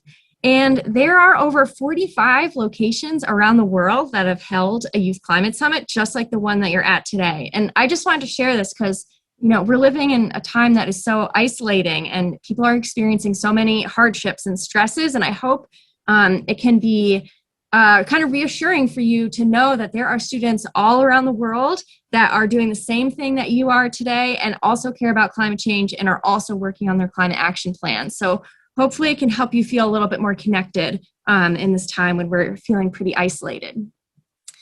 So I was asked today to talk about working with decision makers. And when I say decision makers, I really mean anyone that you interact with that makes decisions that affects your life. So it could be politicians, like maybe your mayor or your city council or your state, politicians, or even national if you want to go national, or it could be, your principal, it could be people on your school board. I mean that really broadly, that it's really anyone that has the power and influence to make decisions that affect you. And I'm going to talk about a couple different approaches to working with decision makers. And just as some food for thought, as you think about your climate action plans and think about how this might weave into your climate action plans potentially. So the first approach is a more confrontational approach. And I'm sure, you know, a year ago or so, like obviously this is not happening recently, but and maybe some of you maybe participated in the climate strikes that Greta Thunberg organized and many, many other youth climate activists around the world. And that called so many students to action. And this, you know, it was really high profile. There was a lot of media attention to it. And we also heard from students in our area that couldn't strike for a variety of reasons. Like some of them actually would have gotten suspended from school, or their school didn't allow it. Or where I live, there's a lot of really conservative communities and stuff, you know, stuff like this is seen as like pretty divisive. So there are a lot of students that are really excited about it. There were a lot that weren't as excited about it as well. So I just wanted to share some pros and cons when you're thinking about like getting the attention of a decision maker with a more confrontational approach. So some of the pros, kind of like I said, lots of media coverage. So if that's something that you want to get attention in the media, that's something it's like typically happens with things like strikes. Maybe you've tried other methods of bringing your issue to this decision maker and it's not working. And it also is a way to put pressure on decision makers in a really, you know, forward-facing way. But the cons are as well that you can face consequences potentially, either at school or with your family members. And this is something we heard a lot from students in our area too. So just some like pros and cons of that. I'm not like advocating for one or the other. I'm just kind of sharing some pros and cons of different things. So I feel like that is something everyone has heard about a lot. Like people have heard about the strikes a lot. But what you might not see as much are instances where youth are actually working in partnership with decision makers or with their local government to make things happen. This picture is from students in Lake Placid who went and worked with their mayor and the town board over like weeks, months, maybe, to get them to join the state program called the Climate Smart Community Program that gets local governments support to take climate action in their community. And after like presenting to the board multiple times and all this, the students, the mayor, he actually came to a student run event and announced that the town would participate and invited students to participate on the town task force with him. And so this is different, you know, we don't see stuff like this in the news as much as we might see things like strikes. So I like to talk about it because I think it is a way just to learn about a different way to approach decision makers. So some pros and cons, if you're kind of thinking about this partnership approach, it's a way to build long-term relationships with decision makers because you're kind of getting to know them more as you meet them more often. You kind of learn where they're at and you learn how what you're interested in can intersect with what they do. You get an inside look at what's going on behind the scenes with whatever your decision maker's world is. And I've seen a lot, especially around here. Most of the local politicians are like pretty old. And when young people show up in a space that's mostly like pretty old people, the energy totally changes. There's more of a sense of urgency and they just pay more attention. Cons is that, you know, government, particularly local government, can move really slow. So that can be really hard. If you're like, I'm a senior, I have, 6 months or so to work on this. You might not be able to see that much progress happen in 6 months. It tends to happen behind the scenes. It's not as much stuff you see, in the media. And with those longer term relationships, you always have to be thinking about who's going to take over, like what students are going to take over any relationship that you formed with a local politician.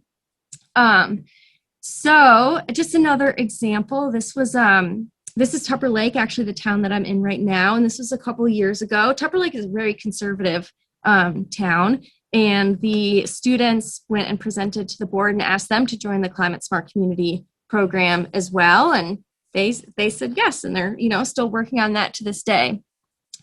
So I would love to hear kind of just, and I'll do my best to check on this as we go, but if you want to just put in the chat any, if you've had experiences with either like a confrontational approach, more like a strike or a protest, or if you've had experience with a more partnership approach and how that's gone for you. I'd just love to hear like a couple reflections on And if you haven't had experience, that's great too, but does one of these sort of call to you or speak to you more than another one? So while you guys are thinking about that and putting it in the chat, I'm going to just share a couple tips for working with decision makers. The first one is just learning what's on your decision maker's plate. I know when I started working with my local town, I never thought about like where my wastewater went or like how my drinking water gets treated or like who keeps the streets clear. And those are all things that, you know, the local government, that's what they worry about every single day. And so kind of learning what's already on their plate can help you think about where are the opportunities to kind of overlay climate action on top of that and to work with them on different things. Another tip is to, you know, if you're asking for something, be specific. So instead of saying, you know, we want climate action or we want, you know, more environmentally friendly actions, like what are the specific things that you want? Like in your school, is it, you know, a no idle zone in front of the school or in front of a parking lot? Do you want, you know, more local food in your cafeteria? Do you want solar panels on your school? Like what are the specific requests that you have? And how can you help them make that happen? And last, don't be discouraged if you get no answers the first time. In Saranac Lake, it took about, honestly, 4 years and like different generations of students approaching the village board again and again before they actually like moved and did something. So even if you get a no, you're still developing a relationship and you're still educating your decision makers. Even if they say no then, you might be laying the foundation for students that come after you to make even more of a difference. So those are my tips for you today, super fast. I just wanted to share ways to keep in touch with us if you have any questions or, you know, if there isn't time for really questions today, I know it's so quick. The way that you can follow up, you can follow us on social media. You have my email there you can reach out to. Yeah, and I'm just checking the chat to see if there's any questions in there. I don't think I see any right off the top. So thank you so much, everyone. I'm so excited to see all of you here today. And I know like choosing extra Zoom is like a very admirable thing these days. So it shows me that you all are just really excited to be here, and that is really meaningful. So thank you all so much. Thank you, Erin, so much for being here. That was really great to, you know, help us get in the right direction in terms of lobbying and in terms of getting things done on the political side. So I think we have a few minutes to open up questions to the previous speakers. So I'm going to go first. Before I do that, I just wanted to give another shout out to John Francis.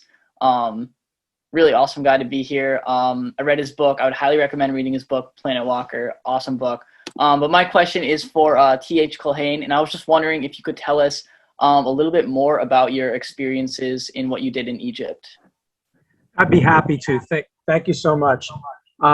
Yeah, I went out as a graduate student because when I was between high school and college, I made a visit to Egypt and read National Geographic while I was there about the Zabaleen Garbage Picking Society, a group of Coptic Christian people who live in the shanty town they build themselves on the outskirts of Cairo. And because they're Christians, they're allowed to keep pigs.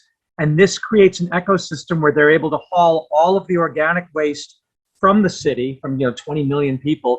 They go out in donkey carts and they go out in pickup trucks, and they go door to door and they collect all of the things that people refuse, that we call refuse, and they see it as value, and they bring it back home and they dump it on the floor. They give the organics to the pigs, which they then can sell the hide and the bone and the meat and the blood and all the other products.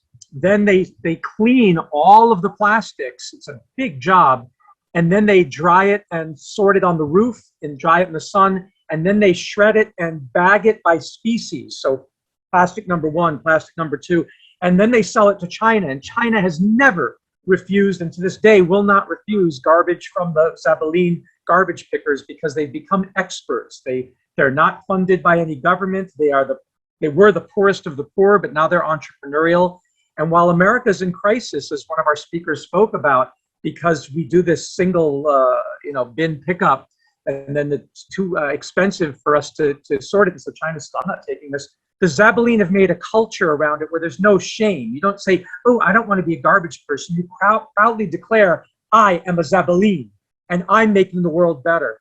And their churches reinforce this, saying we all came in the world sullied with sin, but God cleans us and puts us back in service. Therefore, they say there's nothing that cannot be cleaned and put back into the service of light and love and beauty and godliness. So with that cultural ethic, they recycle 85% of that city's waste. And the only part they don't recycle is what the city won't give them access to for political reasons. So here you have a stark contrast. And I wanted to live with people who saw the world through that lens. And when I lived with them and worked with them, I adopted that way of looking at the world. And I don't see waste anymore. Nothing is waste. Nobody is wasted. You begin to, with what John Francis talked about as well, you begin to respond with love and kindness to everybody and everything, because you see everything is part of the creation having its place. If only we humans could understand the past, present, and future use. So it was a profound impact. I encourage all of you to go and visit the Zabaleen. They'd love to take you on tours to see their biodigesters and their solar hot water systems, and to see their operations turning what we consider bads into goods. And then you'll come home and say, wow, we can do that this year too.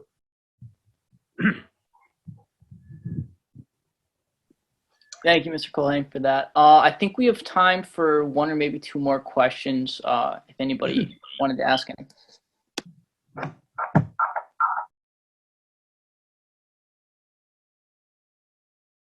I did see a great question in the chat from Hollis, I believe. Hollis, you want to ask that one out loud? Sure. I actually asked two. Okay. Can everyone hear me all right? I think so. This is considering we need a radical shift in our energy grid fast, how can we accomplish that radical change if Republicans are resistant to establishing more renewable energy? How do we achieve radical sweeping change through compromise? Is that even possible?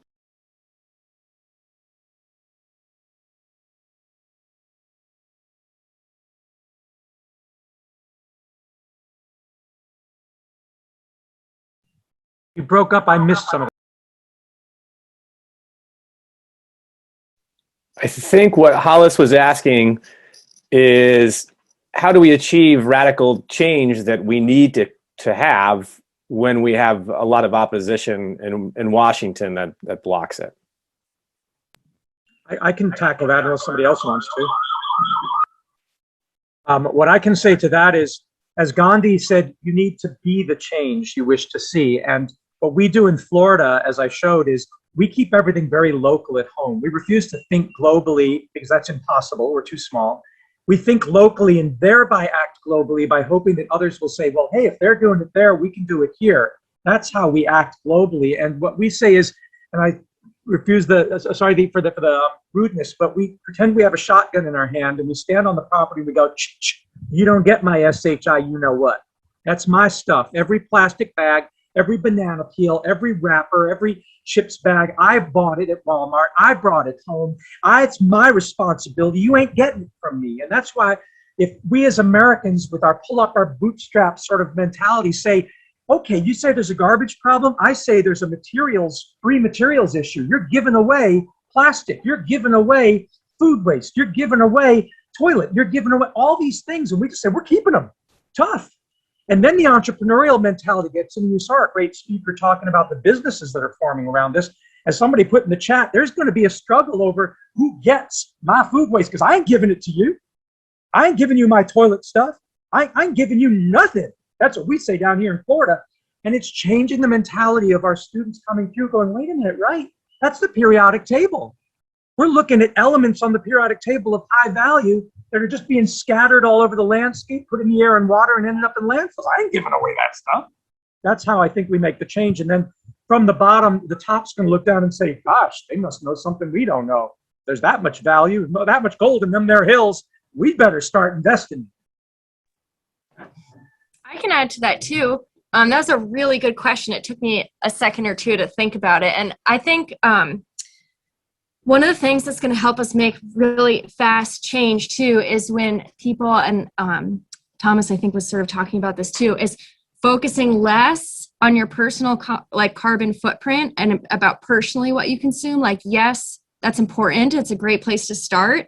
But also, I heard a statistic last year that if everyone personally did everything in their personal life, sorry, I said personally like a bunch of times, to reduce all of your own emissions, it would get us about 40% to where we need to be to address climate change, which is obviously not enough. So the more that you can kind of layer, do the personal things in your life, of course, but also focus on putting pressure on big companies and industries that are causing the majority of the emissions. And the more that we focus on those companies and industries that have caused climate change, and the less we kind of focus on our footprint, that will, I think a lot of people are saying that's what we really need to do to accelerate change. BP, the oil company, they came up with the term your carbon footprint. They came up with it because they wanted people to focus on things in their own life and to kind of distract from the impacts that they had. So that's another thing that I think will kind of help push us in the right direction faster.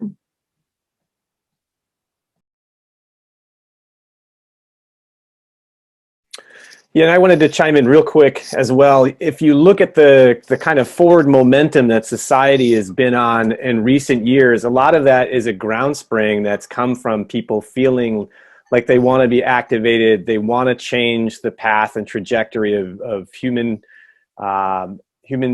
impact on planet Earth. And those sort of like the things like the Green New Deal that we've seen politically, those would have been completely untenable if you went back into, let's say, the Reagan administration or even the Bush administration. Those kind of ideas kind of are a synthesis of a lot of people coming together and feeling as though they want to change a system that's existing. And I see a lot of those changes. I mean, every day I drive by solar fields that, when I was a kid, really into the environment, and, as a former wildlife biologist and all of those kind of things, I'd been at this a long time. I drive by those things and I'm like, my gosh, I can't believe it's actually happening.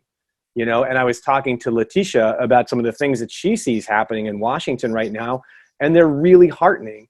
So, I think it's really easy when you're involved in an uphill struggle.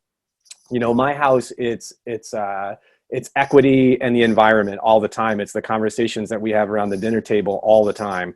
It's easy to take that stuff, internalize it, and bring yourself down because who can bear the weight of the world? It's too heavy.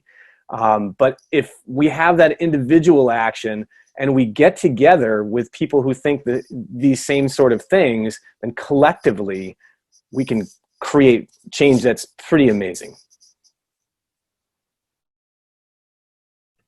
Alrighty, awesome. I just want to say personally real quick from the bottom of my heart, thank you so much to all the incredible speakers that we've heard today. I mean, I think we've just heard some really amazing things, and I'm really excited to keep this thing going. But before we do that, we are going to take a quick break so everyone can take a minute to get up, stretch, get a drink of water, get a snack, maybe, take a breather. You can turn your camera off, and we will reconvene at 10:50. See you then.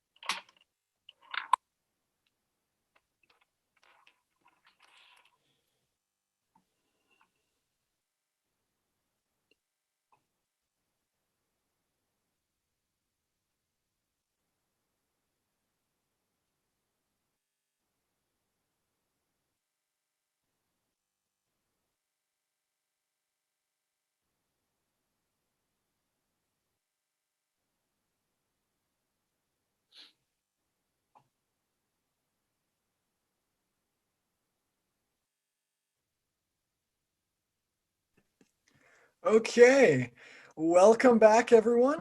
We're now going to begin the second half of our day one here. Hopefully that was rejuvenating for a lot of you. And I'm going to go send it over to Cam for our next speaker guest.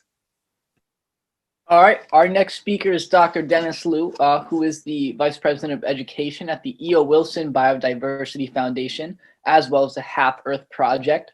So he works to engage all sorts of diverse audiences, specifically teachers and students, in the transcendent goal of reversing the extinction crisis by saving half of our planet for the rest of nature. So if you're ready, Mr. Lui, we're ready to have you. Great, thanks so much. I hope you can hear me. I'll share my screen in a minute. I just have to say I was so inspired by this morning. What unbelievable lineup. And I'm also just impressed with all the students that are involved in this. And I feel, I kind of have a library setting behind me, and I am going to present some slides. I felt a little bad about that. I just wanted to make the point. I was out yesterday, and I was looking and drawing dragonflies at a spot near my house, where you can see 84 species of dragonflies. So I'm sort of here this morning to represent all the other species. And I just wanted to mention how I got interested in all this. I'm just fascinated. I have to admit, I have a little bit of a bias toward animals. Plants obviously are super important, but I've always been drawn to animals. So when I'm outside, we should be outside as much as we can, but I sort of surround myself with the amazing things that animals make and do. Here's a box turtle shell. Box turtles are in trouble right now. I have a collection of various nests. This I'm going to show this beautiful hummingbird. And when I have more time to speak, I like to talk about these guys. These are marine snails, and they are venomous predatory snails. Now, most of us think of snails as sort of slow-moving, plant-chewing things. Here's a land snail that's from Mozambique. So huge snails there. So I just want to bring a little bit of the outdoors indoors, and I'm going to go ahead and share my screen now and just tell you a little bit more about the Half Earth project. All right, get the slides going. Okay, so let me just start off. We've only got like 8 minutes, but I just wanted to frame it really quickly why we should care about biodiversity. And there's really two main reasons. I'm drawn to biodiversity because I'm curious about the natural world. I just want to know, how does it work? What are things doing? But for a lot of people, understandably, that's what we call utilitarian reasons, we need biodiversity. We depend on it. We depend on it for clean water, for the air we breathe, for food, for energy. Everything comes from nature. And part of the problem is a lack of understanding that we are part of nature. So this is no news to any of you. We have a biodiversity crisis. And one of the main points I want to make, though, is that sometimes the way we talk about this actually, it actually doesn't make us realize how urgent it is. So I'm showing you this slide because even very common birds that you could go out and see today, many of these birds are threatened by abundance loss. So we're seeing populations of creatures, the very well-known birds, and then all the insects and the smaller things that the whole ecological function depends on. They are reducing in numbers. And why do we have this biodiversity crisis? Well, it's because of us, right? It's because of human activities. and not recognizing, not because we're trying to do it, but because we don't recognize all the thoughtless things we're doing is imperiling nature and therefore imperiling us. I want to use Laurette Savoy here because I want to introduce E.O. Wilson. Our foundation, my mentor, is E.O. Wilson. He's a 92-year-old man from Alabama, but he's inspired all sorts of people. So I thought I would use Laurette Wilson, who identifies as Black American, Native American, and wrote a book about her family history and the relation to the landscape. I thought this would be a good way to introduce Ed and some of his writing really quickly.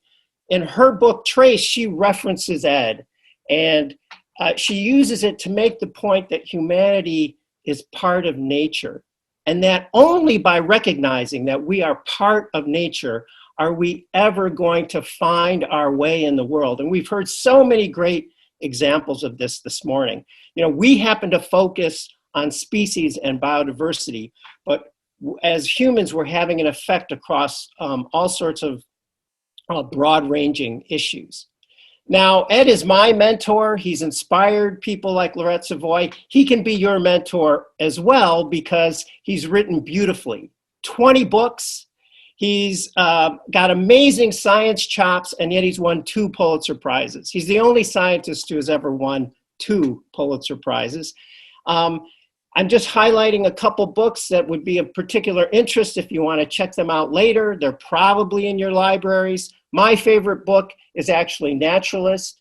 It's his memoir of growing up in Alabama, how he became a naturalist. And what's exciting is there's a new graphic adaptation of Naturalist that's out now. Probably most of you are familiar with graphic novels.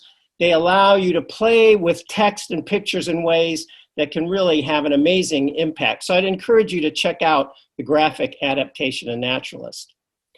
I just put this slide in here because, you know, we have a global mission to save all of biodiversity. And a lot of the audiences I talk to, sometimes there's a sense to not recognize how much biodiversity you have right at home. So I just wanted to remind everyone that there in Connecticut, you've got tons of biodiversity that you should care about, you should be proud of, and that you should be concerned with. Our project is called the Half Earth Project. It's inspired by this book that Ed wrote in 2017. So we're trying to turn a book into an actionable set of things. So I just wanted to go through some of the things we're doing. I've heard a lot of great examples of this morning. We're trying to build a movement culture, and we need you to be part of that. And you folks have shown that there's things that we can do collectively. So we're working on the research front, discovering new species. Most importantly, we're mapping biodiversity because life on the planet is not evenly distributed. And that's one of the most fascinating things about this world we live in. Why does something live here and not there? Where do things live? How do they migrate? How do they survive, and how do they contribute to the total natural systems on our planet that we depend on? I do the education work. We're trying to build communities, and we're trying to give people ideas on how to steer conservation action. So one of the most common things we get is why half and which half. I won't go into that in detail. Why half is pretty simple. All the science points to if we protect half the planet and the waters for biodiversity, and that means putting specific sorts of regulations in place to protect species in those places. If we protect half, we will protect the majority of species and preserve these functions we depend on. Right now, to average everything out, we're at about 15% globally. So we have a long way to go to get to 50%, but we're really encouraged recently. You may have heard there's a lot of action in what's called 30 by 30. That's a good stepping stone toward half. I just wanted to give you a quick view of what our map looks like, because to understand the best places to save, we have to look at biodiversity, we have to look at existing protection, and we have to understand human pressures, where people live, where they do their fishing, their forestry, all those things, the way we use nature. So this is an example of how you can use the map. You can zoom in on Mozambique. That's where this snail shell comes from. There's a place there called Gorongosa National Park. And we've begun assigning scores to every country on how well they're doing to protect biodiversity. Mozambique is doing pretty good, 67. It gets a score of 67. The average is 41. And I'm just trying to encourage you, when you have time, I put it in the chat, check out the map, explore. You can dive in deep and explore where you live in Connecticut, and you can zoom out and compare it to the rest of the world. Here we have rankings for all the countries. I didn't like the name at first. We're calling them report cards. Who likes a report card? But it is a useful tool that grabs people's attention. And one of the important points is, remember the score for Mozambique was 67. So let's rotate our interactive globe here and zoom in on a country we should all be a little bit familiar with, the United States. And let's see how the US is doing. Okay, click on the name of the country, click on explore. You'll notice it brings up this widget. The US is only at 55. So we're not doing as well in this country as we should be, and we're not doing as well as Mozambique, which consistently comes in as one of the poorest nations on the planet. And yet they're doing a better job of stewarding their biodiversity. So I mentioned we're trying to build a movement culture. We're doing a lot of things. I just wanted to emphasize here at the end that I'm particularly interested in teachers and students. One reason I focus on teachers is because they bring students like you to us. And so we're trying to provide, information and educational materials for teachers and students. Please tell your teachers about us, but you're welcome to sign up also. If you become an ambassador, you get a weekly newsletter. We have a private Facebook group. And we're actually developing curriculum. So I've showed you this map, this three-dimensional interactive map. We have activities to dive in to understand the data that's provided to that map and allow you to play with that data. And also we do simple things like I'm just showing, these are college students doing a hands-on activity. There's teachers at a workshop doing this hands-on activity with paper maps. And we present you with a design challenge. And that's if the US is currently at about 15%, what do you need to know to make the right sort of conservation decisions to protect as much biodiversity as possible? And I've done this design challenge now with thousands of students. No two solutions are the same. And this is the value of this approach.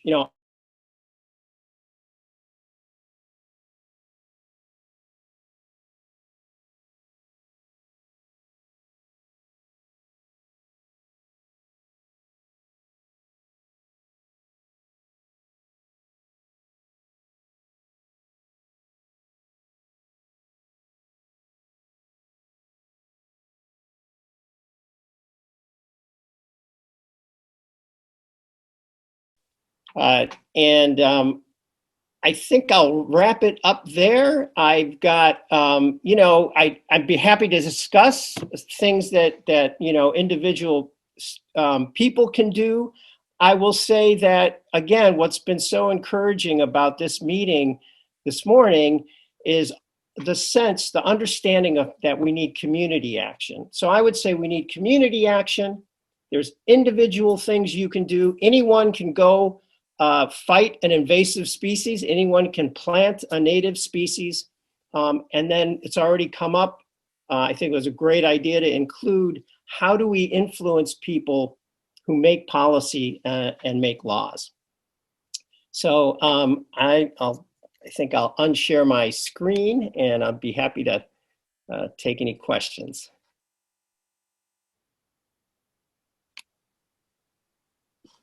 Thank you, Mr. Liu, so much for that. Also, the Half Earth Project is a great project and a great tool, as the Suffield environmental science students already know.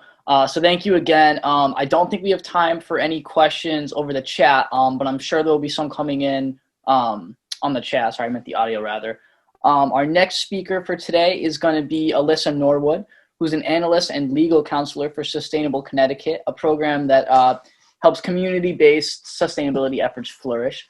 So she's been the project manager for Connecticut's Legislative Commission on Aging. So she's been helping create healthier and more sustainable communities. She's also worked for the Connecticut Association of Directors of Health and the Connecticut Health Foundation. So take it away, Ms. Norwood. Wonderful. Thank you so much for having me. It's a great pleasure. I'm going to start off by going ahead to share my screen. So I want to begin by just acknowledging, Dennis, your great work and the pleasure of this odd environment in which we've all accustomed ourselves to get to hear about work happening all across the country. I wasn't previously aware of your organization, and I look forward to digging in further and learning more. So thank you very much, Cam, for the introduction. As you mentioned, my name is Alyssa Norwood. I'm a program manager with Sustainable CT, which is managed by Eastern Connecticut State University, and happy Earth Day to all. So some of you might already be familiar with our program, but for those who aren't, Sustainable CT is a voluntary certification program for municipalities that are interested in pursuing excellence in their community with a particular focus on sustainability. We have a really broad definition of what sustainability means. So of course it includes environmental stewardship, but it's more. I won't read our vision. I think there'll be an opportunity for me to share slides after, so you're welcome to reference them, but I wanna get to the heart of things and talk about what you all can do in Suffield. So obviously there's a range of opportunity to influence and protect and promote our planet. You've heard already about things that individuals can do at one end of the spectrum. You've heard about state, federal, and international policies. Sustainable CT's unique place is in influencing your municipality. So the town of Suffield, we're delighted, has joined 120 other municipalities in Connecticut to participate in Sustainable CT this year. And you'll notice there are all of these different color pins on this participation map. So right now our program offers 2 levels of certification. One is bronze and the other is silver, and we might grow that at some point. So those pins denote the communities that have already achieved certification. The blue ones, and Suffield is one of the blue pins on the map, denote towns that have registered for Sustainable CT, meaning your local elected officials have decided that this is a worthy program. They want to participate in it. They've committed to pursue certification at some point, and they can work at whatever speed is appropriate, and that a formal resolution was passed endorsing our sustainability principles. So you can find all of that on our website, including the specific resolution that the town of Suffield passed. So I mentioned that we have a broad definition of sustainability. So what do I mean when I use that word, which incidentally originated in the 1980s? It had been used for many centuries before then, but in this really particular sense that we bandy it about now, talking about what it is to have a sustainable planet. So I wanted to dig in a little bit more to what we mean when we say sustainability. So our roadmap, as we call it, and if you go to the Sustainable CT website, which I know we don't have time to do, these are short presentations, but each one of these topics, if you click on it, generates a list of actions that towns can take to promote sustainability in Suffield and also regionally. And in order to get certified, a town has to do 3 things. One, in this first category at the top, inclusive and equitable community impacts, a town has to consider equity in moving forward with any of the other actions. So that's a program requirement. The second thing that a town has to do is we want to make sure that towns are embracing this broad definition of sustainability. So there's a lot of choice around what towns do, but you have to do one something from each category. So again, each of these is a drop down. There are a lot of different options, but a town has to do at least one thing in every one of these categories. And the third thing is each one of these actions has a certain number of points associated with it. And towns to get bronze have to collectively earn 200 points, and to get silver have to earn 400 points. So I thought it might be helpful, since that's really conceptual, to dig into some really specific projects that towns that have been successful in our program across Connecticut have implemented. For folks who have been to downtown New Britain, it's a great city and was recently benefited by the creation of Fast Track, which is a rapid bus line that goes from New Britain to downtown Hartford. And if you look in the picture on the left there, to the right of the bridge, you can see the bus station. And the city of New Britain has this rich symbolism and cultural around this idea of a bee and a beehive. So I won't go into that whole story, although it's an interesting one. So in renovating this bridge, they decided to embrace that culture and that history with this beehive bridge project. And the bridge connects two really critical neighborhoods in New Britain. It links downtown, which now has the bus terminus as well as the core of commerce and easy walk to the American Museum of Art in New Britain, with downtown and Little Poland on the other side. So while doing this really basic infrastructure project, they've now had all of these positive environmental impacts of increased walkability, creating a sense of place, and also creating a space of public artwork as well as economic activity. So it really embraces this idea of sustainability in balancing kind of this threefold notion of the environment is important, but also considering equity and the local economy as well. So another project, and these are all things that are obviously unique to certain places, but hopefully will inspire some thinking around things that Suffield has maybe already done, is thinking of doing, or things not yet thought of, but today's convening will inspire. So the town of New Canaan, and this is just one example, many towns in Connecticut have been working on what are called pollinator pathways. So folks know, and this is another big crisis, but the increased use of pesticides has dramatically increased the population of many insects, bees, and other pollinators in particular. But that's not the only problem. Extensive mowing, paving of surfaces with asphalt and other impervious surface has significantly decreased opportunities for pollinators to access the flowers that they need to function. So pollinator pathways think from the scale of the insect, how far does an insect need to fly from one space to the next to be able to effectively traverse a large geographic area and pollinate? So New Canaan has created what's called one of these pollinator pathways to expand the landscape and area over which bees and other insects can function.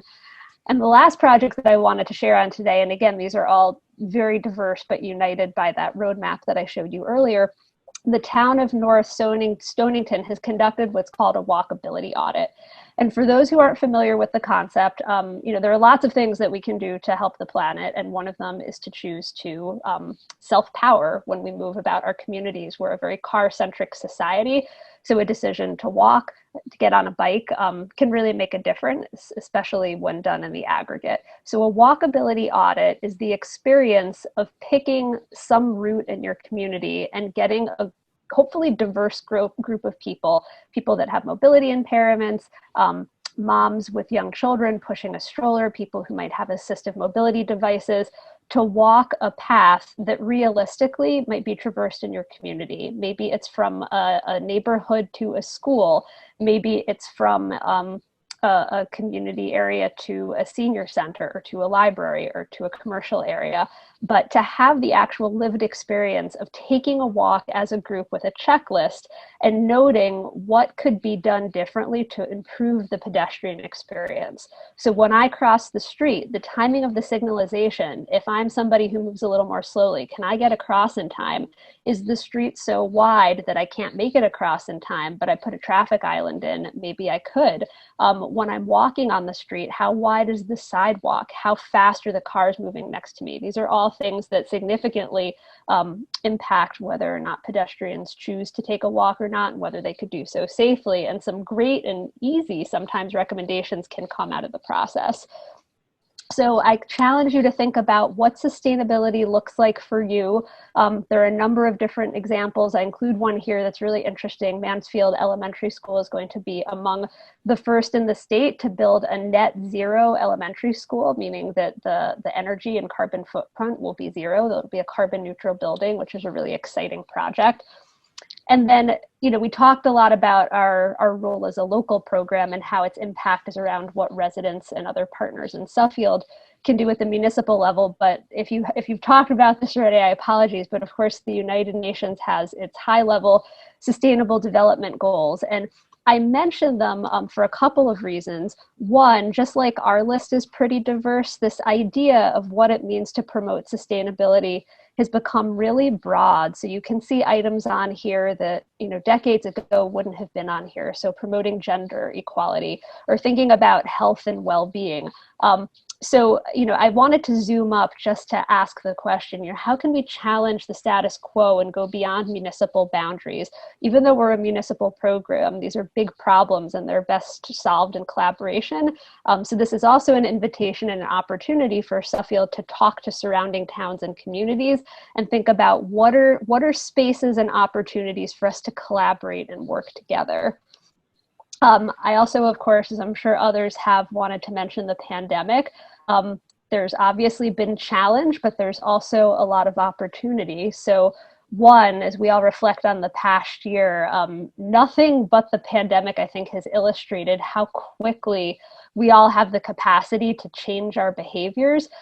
We've all started wearing masks. We've gotten used to a Zoom environment. For many of us, if we've been privileged enough to continue working or going to school, we've been doing it from home or remotely. And the impact on that in terms of decreased carbon emissions and global health and well-being, although there have been obviously devastating consequences, there have been some positives too. So as we move forward and we think about the connections between health and the environment, I hope it's a call to action, one for hope, that we all have the opportunity to relatively quickly change behaviors when we're motivated. And two, this reminder of our shared vulnerability and our interconnectedness in terms of, how one moment affects us all. We all breathe the same air, and certainly the virus has brought that to light, but that's true as we tackle other issues too, like air quality and the prevention of future pandemics, thinking about climate change and the welfare of animals that are the origins for 75% of all human illness. Again, other folks have mentioned this, but I just wanted to, as we think about this work, also confront our human-centeredness. There's been a paradigm shift where for a long time we've been focused as a planet on human-centered design. There's a growing shift to this idea of environment-centered design, where we understand humans are just part of the broader ecosystem and landscape, and recognizing that we too are wildlife and we too are animals, even though we don't necessarily think of ourselves in that way. And I know my time's running short, so I'll just close by inviting you. I can put this link in the chat, but for those of you who've never seen this 3-minute video called Pale Blue Dot, there's a camera in outer space that was zoomed in on Earth. You've probably seen moments of this particular footage before where you see planet Earth, and over the course of 3 minutes, it zooms out, and a narrative by Carl Sagan accompanies it that invites us to all consider our incredible smallness within the vastness, and also the vast responsibility that we have. Certainly we aspire, hope, and there's evidence that there's other life in the universe besides ourselves, but at least at this moment in time, our planet is the only one known to support the life and ecosystem that we have. So to take a moment, you're obviously here, and that's already a demonstration of how much you care. But if you want to get further inspired, take a look at Carl Sagan's Pale Blue Dot. So with that, thanks so much for the opportunity to present. I invite you to visit sustainablect.org for more information, and I'm really excited to see the great work to come out of Suffield and your efforts. Thanks so much. Thank you so much for being here, Alyssa. That was great. Our next speaker for today is Mike Trahan, who is the Executive Director of Solar Connecticut, an organization of solar system providers in the state. And he's been instrumental in lobbying state legislators to support sustainable energy, and also working to make solar technology more efficient, more prevalent, and above all, more accessible. And we are super excited to have him here today. So if you're all ready, Mike, take it away.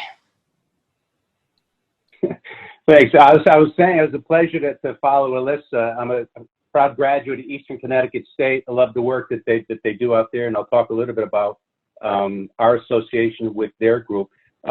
Solar Connecticut is a little bit different than the organizations that you're probably hearing from today and tomorrow. Ours is a business group. Our members are solar installers, companies that install residential solar on homes and commercial solar on business rooftops and in fields. There's roughly probably 20 or so active home solar installers in the state of Connecticut, probably another 15 or so active commercial installers in the state of Connecticut. They do work in all municipalities here, and there are some issues to residential and commercial solar in the state of Connecticut that I think those of you on this call would be interested to hear about, and hopefully I can inspire you to perhaps do something about. Let me see if I can share my screen, and we'll get started here. So Solar Connecticut, again, is a business group in the state of Connecticut. Just to let you know, here's a sense of solar that's been installed in Connecticut per capita. So these are the leading states in the country in terms of how much solar has been installed per resident in that state. You look at some of these states, most of the early ones are from states that get a lot of sunshine, Nevada, Hawaii, California. But here in Connecticut, we've been doing solar for 10 years. And you have to scroll all the way down to here. This is a list of top 20. Connecticut comes in number 18, which is not a good number. This is per capita, so this is an apples to apples comparison of state to state based on the amount of solar that's been installed here. There are a number of reasons for that. As it was said in my introduction, I spend a lot of time at the legislature talking to lawmakers. How much solar actually gets installed in Connecticut is due almost entirely to decisions that are made by members of the state legislature and the governor eventually. So this is probably a good report card on how well, I think, in our estimation, lawmakers are in keeping up with other states in terms of how much solar has been installed. Locally, you're doing okay. Here's an idea, and again, the residential solar incentive program that's offered through the state was started back in 2011. These are the number of residential home solar installations that have been installed in Suffield and surrounding towns. There was a program called Solarcities CT, which allowed municipalities to work with the state and group homeowners who wanted to put solar on their rooftop and contract with one residential installer and enjoy the economies of scale there. I'm not sure if the Solarcities CT program is still operating now, but when it was, Enfield took part of it, and so they got a big number there, almost 600 residential installations over the last 10 years. There have been some interesting commercial projects done in Suffield and surrounding towns. So here's Suffield, East Windsor. There was a project, if it's not completed yet, it'll be completed soon. I believe it's also going to be in East Windsor. It'll be the largest commercial ground mount solar installation in the Northeast. And as you look at some of these projects, here's one in Enfield. These are large football field size, sometimes 5 football field size projects that are installed. All these projects were installed by a local installer developer called Lodestar. They're in Enfield. They also do a lot of work in South Windsor. As you can imagine, when you start installing projects this size, you begin to get the attention of environmentalists who are concerned about stormwater runoff and the use of land, cutting down trees.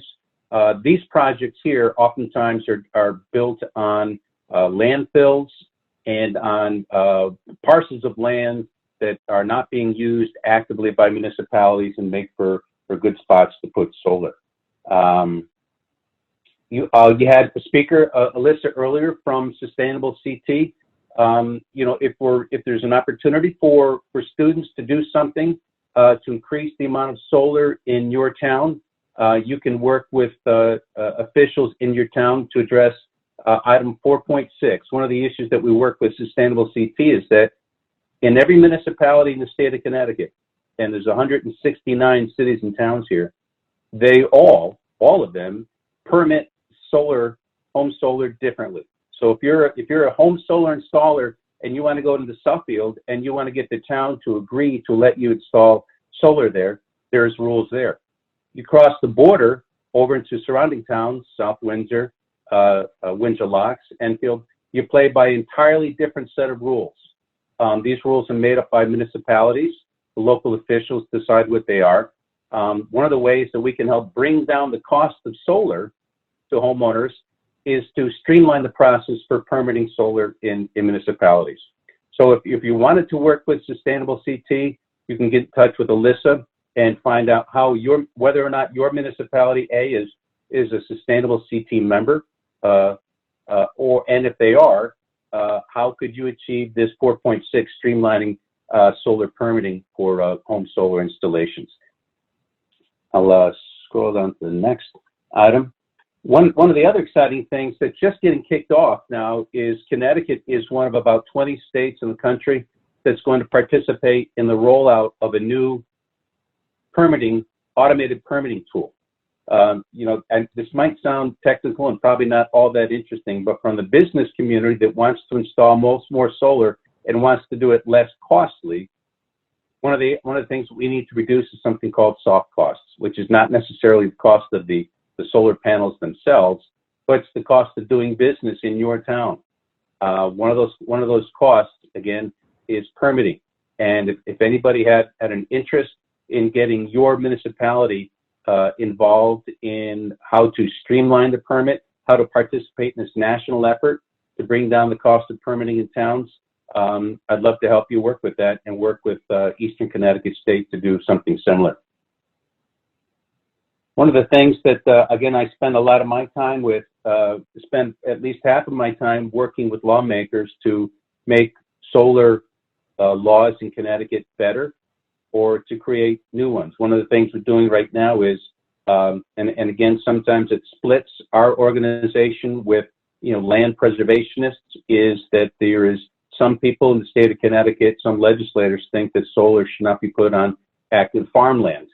And we agree. I know that's probably an issue that's very sensitive to people in the Suffield area where there's a good number of farms.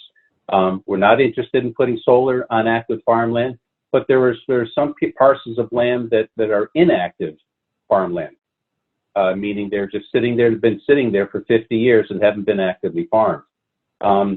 We're going to keep that number 18 rating or ranking in the country if we don't make some changes here in the state in terms of making it easier for home solars to put solar and less costly on rooftops and make it less costly to afford solar, and to help businesses put solar on the rooftop or on their properties. On the Connecticut General Assembly, which is the state legislature's website, if you don't know who your legislators are already, you can go to this link that I put there at the top. That will take you to this page here. On that page, you can kick in your home address, and there it will show you who your state representative is, who your state senator is. These are your state lawmakers, those that go to work at the Hartford state capitol, not to be confused with members of Congress that work in Washington. But your state rep and your state senator should be hearing from you on what you think, not just on solar issues, but everything that you're hearing today.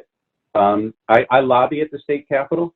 I know that legislators have a small handful of communities and people that they listen to very closely. One of those groups is students, and because they care very much about what young people think. So if you think that they don't care what you think, you're wrong. So I would very much encourage you to A, know who your state legislators are, B, keep an eye on them, ask them to do things that you think are important to you, whether it's environmental issues, land issues, conservation issues, renewable energy issues, efficiency issues. Find out who they are and make sure that they're aware of what you think, and then track and make sure that they're doing the things that they should be doing. I'm getting close to my 10 minutes here, but I'm happy to take any questions afterwards. by email on how you can become more active in your town and your state on solar projects. Feel free to contact me anytime. And it's been my pleasure to talk to you for a few minutes today. Thank you. Thank you, Mr. Trahan, so much for that. It was a great presentation. I believe our final speaker today coming up is Shah Selbe, who is the founder of Conservify, as well as a National Geographic Explorer and Fellow. So his work with Conservify has been instrumental in making conservation accessible for people worldwide, bringing together everything from apps to drones to satellite data. And his work has brought him everywhere from glacial studies in Banff National Park to tracking lowland gorillas in the Congo and much more. So we're all very excited to have him here with us today. And please join me in welcoming Shah Selbe. Hi, everyone. Can everybody hear me all right? Awesome. All right. So I'm going to talk to you guys a little bit about the work that I do, which is what I call conservation technology, and tell you a little bit about my journey, because I think that there are lessons in finding things that you are good at and finding ways to take those things and help the planet. So first I want to say happy Earth Day, everybody. So my little backstory for me, I have always been an engineer, even from when I was a little kid. I just was always interested in technology. That's all I wanted to do. And so I ended up going to school for engineering, and the first job that I got was actually working on satellites. So I was a satellite propulsion engineer for Boeing. One of the satellites that I work on is at the top of that rocket. You see in that picture there. That one, unfortunately, ended up at the bottom of the ocean because the rocket exploded. But there's 13 satellites that are orbiting this planet that I was working on the propulsion system, or in charge of the propulsion system for. But I struggled with that job because I always really wanted to use my engineering skills to do something that I thought was going to help the world in a better way. And so I went back to school and I started kind of learning about the issues that conservation globally were facing, and started doing a little bit of research in that, and found ideas where maybe a little bit of technology development could help. And this also happened at the same time that these things, smartphones, really started taking off. So that work ended up bringing me into the National Geographic family as an explorer in 2013, and I became a fellow there in 2016. And working around this idea of conservation technology. I started a nonprofit tech development lab in Los Angeles called Conservify. And so here's a picture of it, where we basically have all the stuff that you'd imagine that you would have in a tech development lab in a place like Silicon Valley. We can build circuit boards and 3D print and all sorts of stuff, but everything we work on is wildlife conservation related. And that's taken us to rainforests and glaciers and deserts and all over the world doing some cool projects. So I'm going to talk a little bit about some of those projects here. Some of the stuff that we work on focuses around stopping issues like wildlife crime, human impacts, and pollution that happens. We help to develop lower cost tools to help with field science, measure impact from industry. And one major thing that we do is, since we're a nonprofit, everything we do is completely open source, which means that anybody can turn around and build the same things that we're building, because we put all the designs and code and everything online for anyone to see. And we push for all that data to be open so that anyone can now see the health of the planet. So a couple areas that I work in, I do a lot of work in drones, and have since back before, when you wanted to use a drone for this sort of stuff, you actually had to build it yourself instead of buying it. And so that's actually the first Nat Geo grant I got, was around using drones for coastal conservation. And then have recently done projects like this one with ocean swell, where I went to southern Sri Lanka and I helped to train Asha and her team into how they can use drones to do a couple things. One, how can they monitor the health of the whales that are in that area? Two, can they monitor the activities that are happening in that region? So that might be fishing. There's Asha right there. She was practicing use of the drone. Or if we fly it over these populations, we can actually start to understand the health of these these populations and how big some of these animals are. And then in this video, I don't know how this video shows up through Zoom right here, also the interactions between things like the whale watching industry. So what happens if the whale watching industry, which has exploded in that region, ends up becoming a little too aggressive? Does it cause stress to the animals? These tools like drones allow you to do this really cool sort of work that just was basically impossible to do before. Another quick drone project that I'll talk about is work that we did in the Republic of Congo. That was around Western lowland gorillas, where we were trying to understand where their habitat was. So the way they study the gorillas in that area is they use these camera traps, and the camera traps watch the behavior.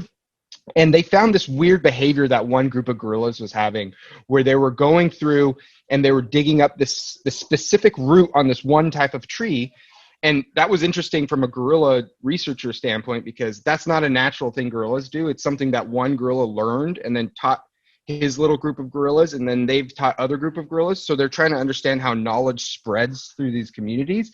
And the only way they can do that is with technology. So they use normal camera traps, but they wanted to find where all these trees were. So I came in with my drone and I flew it over this region and basically mapped the region. And then we created 3D models and used like machine learning and other tools to try and figure out where those trees were, so that they could figure out where they want to put all these camera traps. So there's a lot of really cool things that you can do in that space and get the opportunity to kind of be around some incredible animals. The last bit that we work a lot on is what I call like low-cost sensors. And so this is a really interesting area. We have a project that's called Field Kit that's focused around it, also completely open source and available for anyone to see. So what we really try to do is, like, right now, if you want to use sensors to measure the environment, it's something that's very expensive. And there's a lot of problems with that. One is we can't really look at a lot of the world when sensors cost a lot of money. There's just not enough money to put enough of them out there to understand how things are happening. Two is it means that only companies or very well-funded scientists are able to do this sort of work. And that leaves out, like, scientists in most of the world not being able to kind of put sensors into their own backyards and understand how these ecosystems are changing over time. And so we've really leveraged like the things that we see in smartphones and other technologies to try and build low cost but still scientifically relevant sensors that scientists anywhere in the world can use. And we started using them with scientists. We found that a lot of teachers and educators were really excited about this stuff as well. And so as we started kind of talking to more and more people, we found this huge community of other folks. So citizen scientists, environmental justice activists, small scale farmers, all these people who were excited about this sort of thing and just never had the ability to use that in the past. And so what we built was sensors, hardware. So you see that all the way on the right, but we also built an app that allows you kind of interface with that. And then a data visualization website that lets you kind of explore and also share that information out with other people. And so right now we're using this tool in the Amazon with the Wildlife Conservation Society. They have this project called Citizen Science for the Amazon that's focused around how do we have communities that can measure the water quality in their local areas and understand how the floods are changing over time, and then they can look at like fish populations and all this sort of stuff and bring all this data together. But it's really a local scientist and indigenous community-led effort that we're providing some tools for. Another project that we're working on is with the American Prairie Reserve, and that's around understanding how some of the retired ranch lands out there can be kind of turned back into a protected area, and how do we monitor that change and bring back the great prairies that used to be in that part of the country. And then the last, which I'll talk a little bit about, is a project that we're doing with UCLA and the National Science Foundation around understanding the Jaw Faunal Reserve, which is a protected area in southern Cameroon, and like what can we bring in to help the scientists there better understand how that ecosystem is changing and allow sustainable things like what you see here are pictures of a sustainable ebony tree operation. So ebony right now is a tree that kind of takes a long time before they get the dark colored wood that you see on things like piano keys and stuff like that. And so they want to create a sustainable forestry sort of program out of that. And so we went into the Jaw Reserve, into this research camp, that's this picture here, and we started creating these tools that allow the researchers to bring back data to understand that real time. So we deployed some field kit weather stations out there. We also put up this radio network that allows you to kind of pull back all the data. So any researcher, anybody who wants to kind of go and understand that ecosystem can now bring back their data live for free and through this kind of radio network that we've put. So this is Jacob, one of my engineers, 20 meters up into a tree in the middle of the rainforest, installing some of the equipment that we built.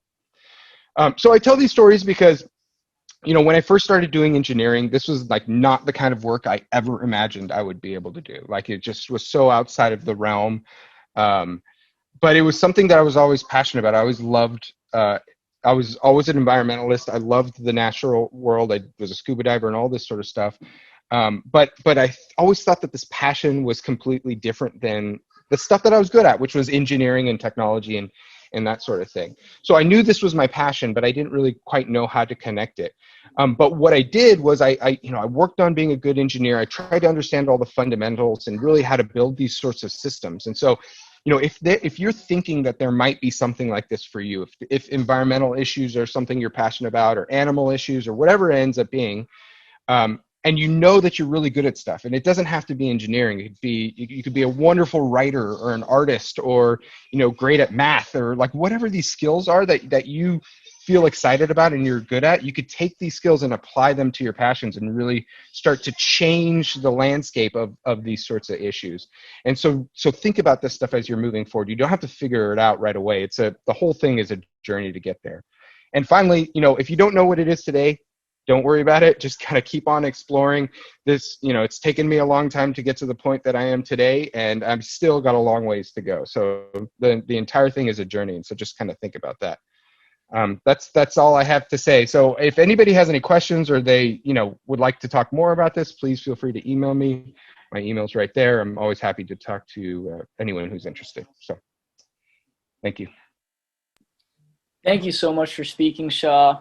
That's some really, really great stuff, especially the fact that it's all open source, which is really a great idea in terms of the accessibility of it.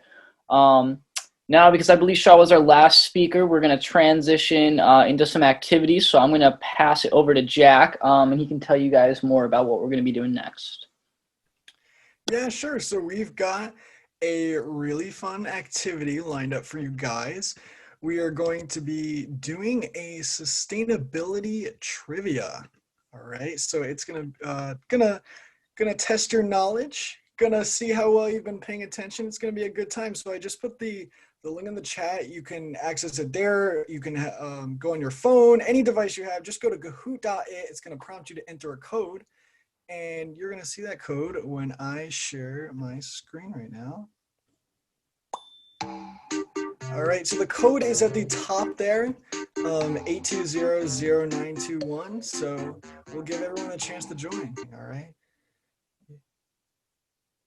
All right, and looks like everybody that wants to be in is in. So we're gonna start. Okay.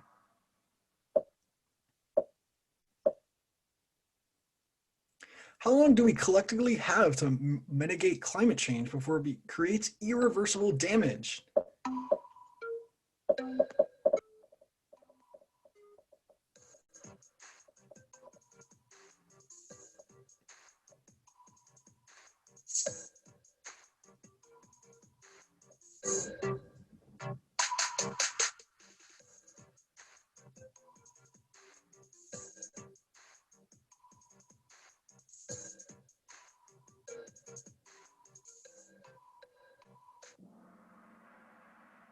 Okay. All right, we got some leaderboard here. By 2050, there will be more blank in the ocean than fish.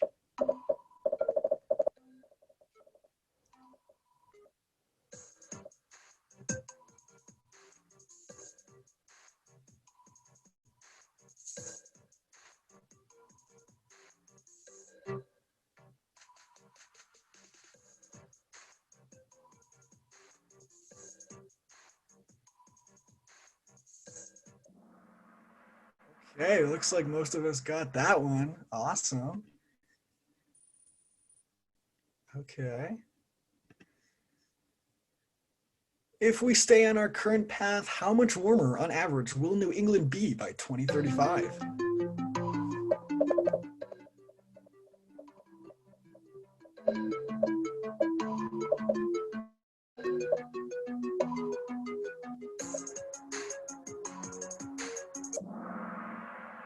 Okay, that was a tricky one. Whoa, we got all new leaders up here. Awesome. This 3.6 Fahrenheit warming could be disastrous for local industries, including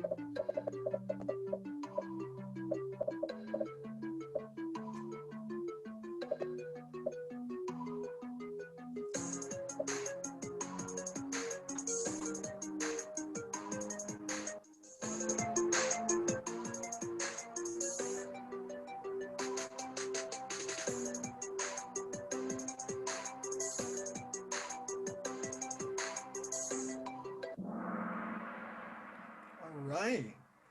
Looks like a lot of us got that one. Okay. Before activism and legislation helped clean it up, the Connecticut River was so polluted it was known as?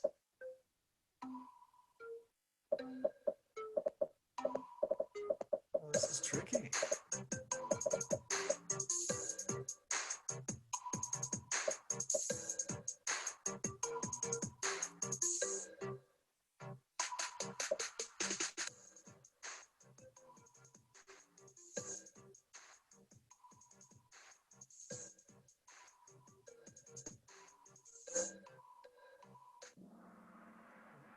Okay.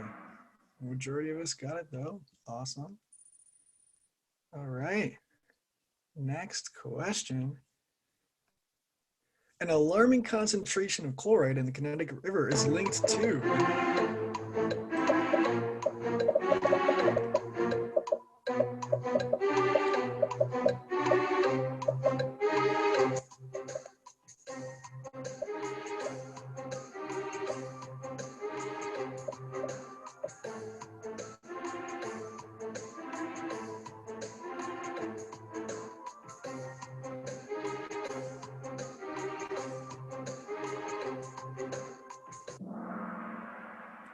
Okay, another tricky one. Let's see what the leaderboard did. Okay, Mr. Burkowski is in first place. We'll see how it holds up. Let's see. Thankfully, some cities are leading the way as Boston, Massachusetts plans to be carbon neutral by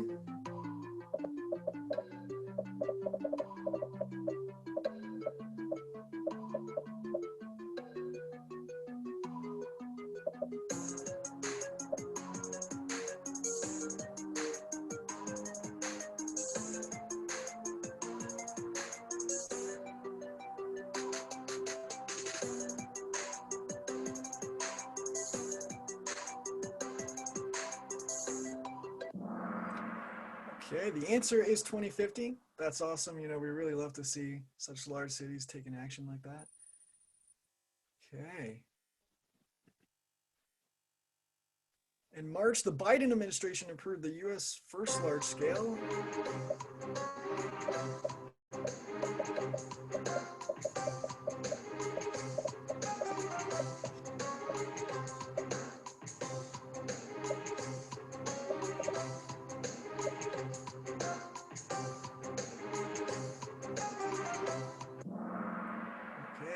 offshore wind farm is the answer. Alrighty. Moving on to our last question. Hartford's Complete Streets program aims to make city roadways accessible for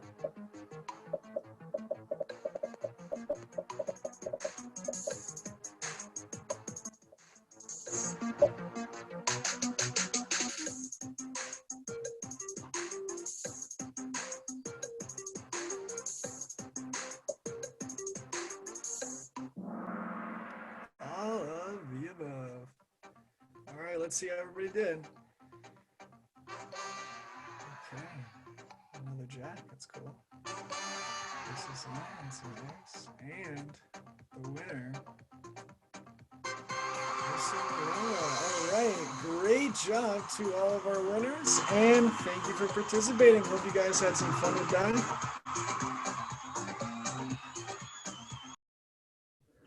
Okie dokie. So I believe next up on our agenda here is we are going to have some breakout discussions. I mean, I don't know about you guys, but we had some incredible speakers today, and I think it would be really awesome to take some time and digest what we saw. So we do have discussion questions, and I am going to put the link to them in the chat while we are setting up those breakout rooms.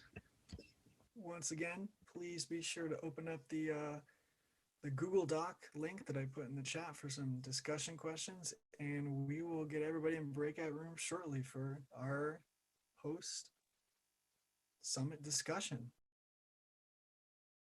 And he works his magic once again. Thank you, Dan.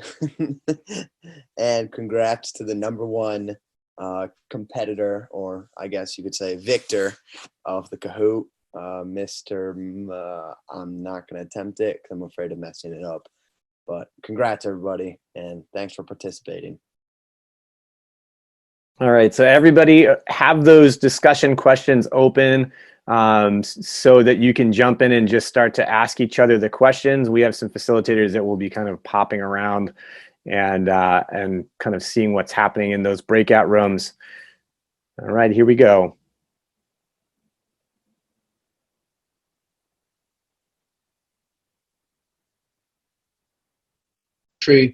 I met some really wonderful people and had really an extremely positive experience.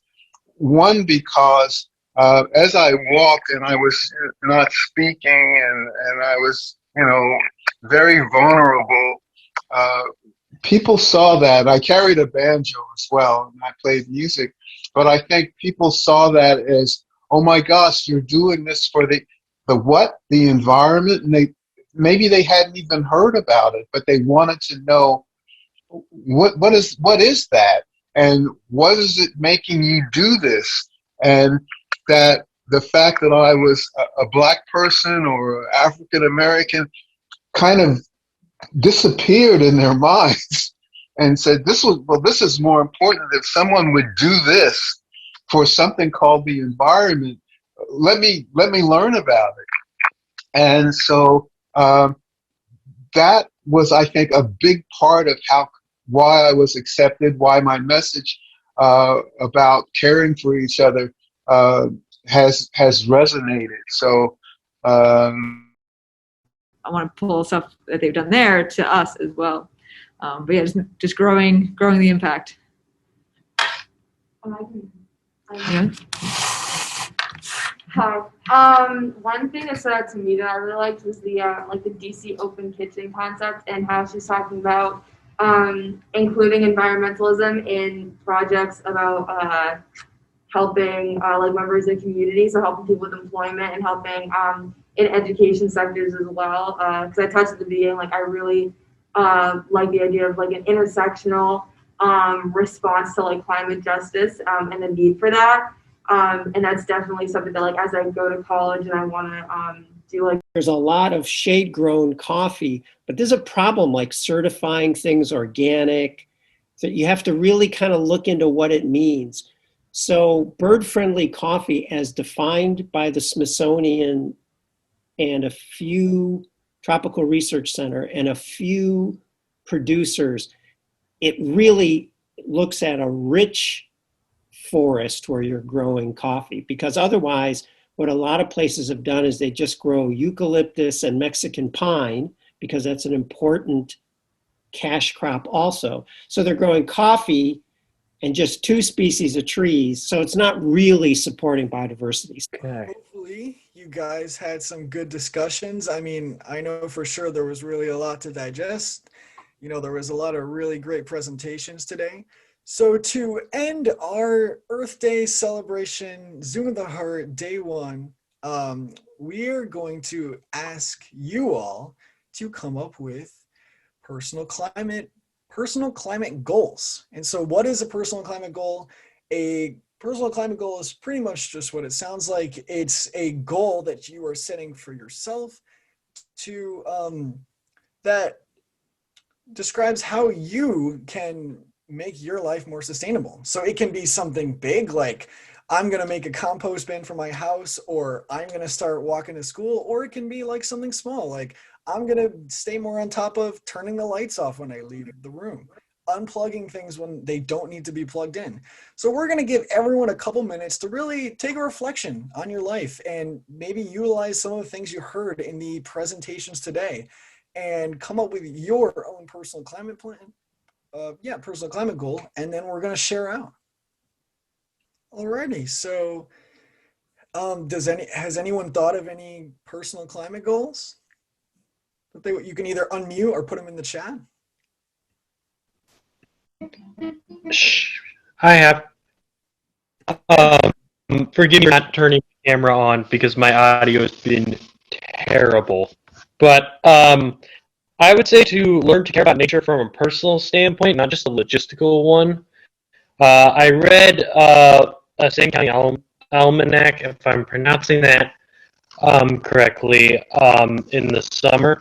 And the author really makes pains to say that we need to not just care for nature from an economic standpoint. To truly succeed, we need to develop a new set of ethics and extend ethics over nature. You know, as much as I care about the environment, I feel like still from just like this logically doesn't make sense.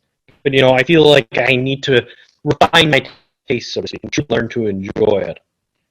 I can share my climate goal. So one of my goals is to try to cut down on the amount of physical books that I buy. I like to read a lot, and I know that uses a lot of paper. So I think that one thing I can try to do is try to shift to ebooks instead.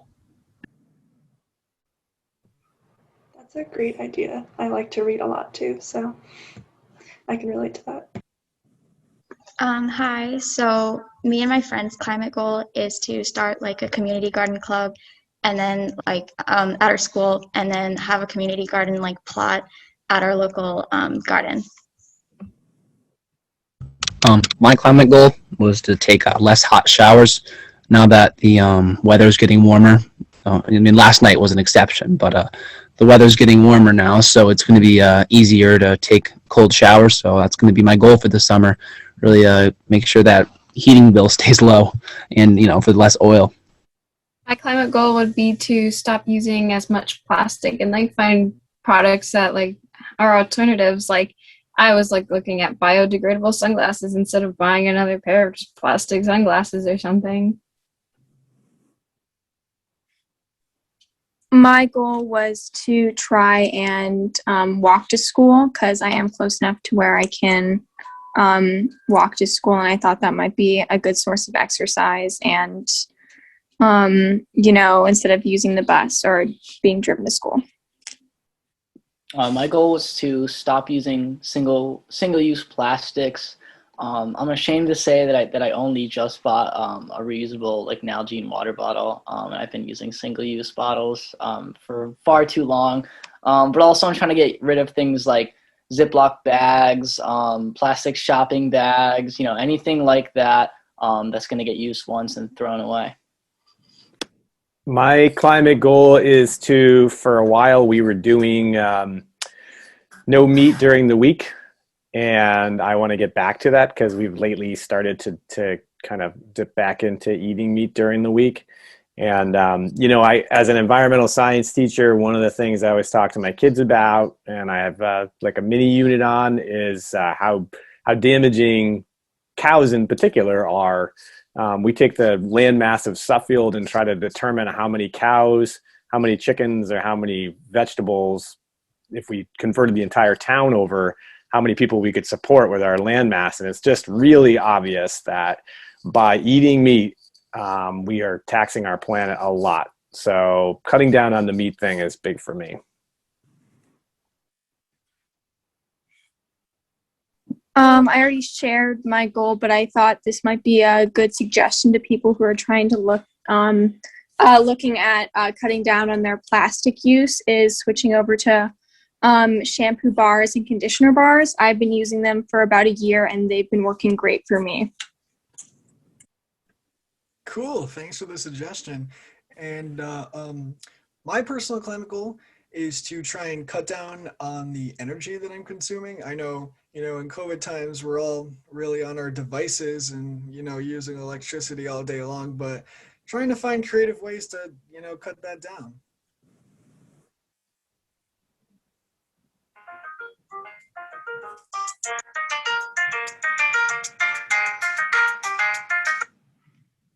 Hello?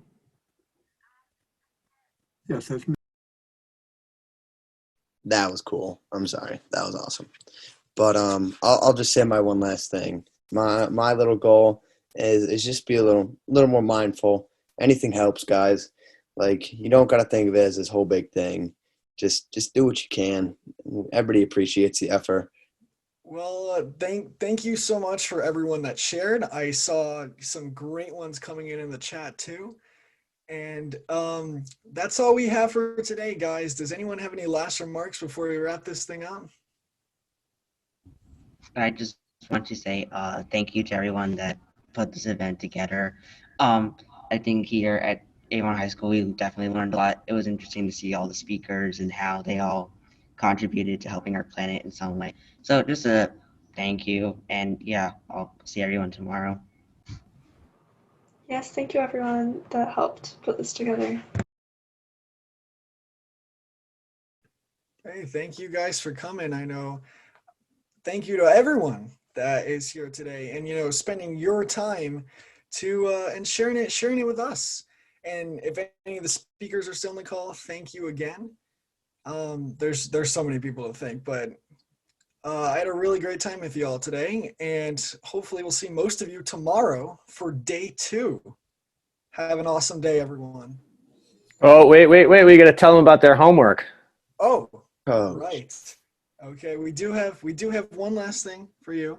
I know homework, it's a terrible way to put it. But before day 2 tomorrow, please look at our there was a document that we emailed you all, Zoom called Zoom Update, and if you scroll to the bottom of that, you will see that we have created 4 different topics, okay? And I believe they are civic engagement, sustainable communities, energy and fuel, and waste and recycling, I believe. And so as a school, we want you guys to choose one of those topics that you would like to be in when you are making your climate action plan. So basically just kind of think of, where do you want your climate action plan to go, and which of these experts do you feel would be most beneficial to work with when you are creating your climate action plan? Anyone have any questions about that?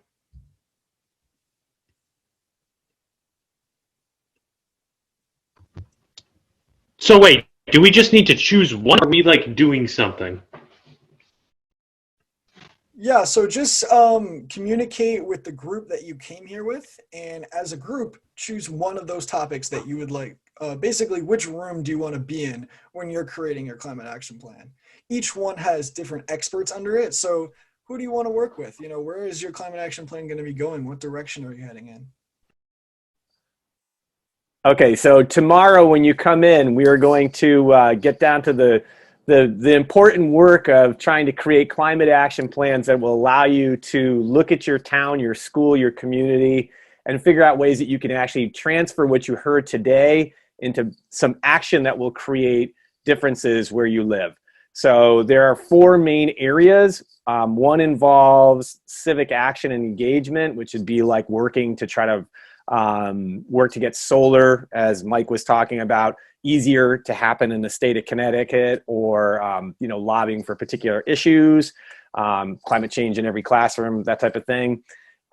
There's waste and recycling, which would obviously be cutting down on the amount of waste produced, composting, all of those type of things, getting your school to stop generating so much waste.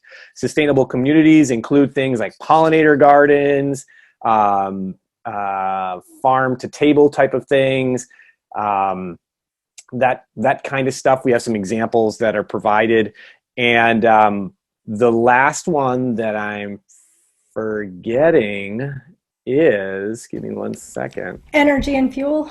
There we go. Energy and fuel, which will include solar panels, how do you get solar panels put on your school, or how do you change the fuel sourcing for where you live? How do you do energy audits to make your buildings more efficient, change out light bulbs, really save money, and by so doing, get some of that greenhouse gas emissions down. So think about where you want to go, think about what you want to do, and we'll see you tomorrow. Goodbye, everybody. Thank you, everybody. Take care. Bye, guys. Thanks, everybody. Thanks.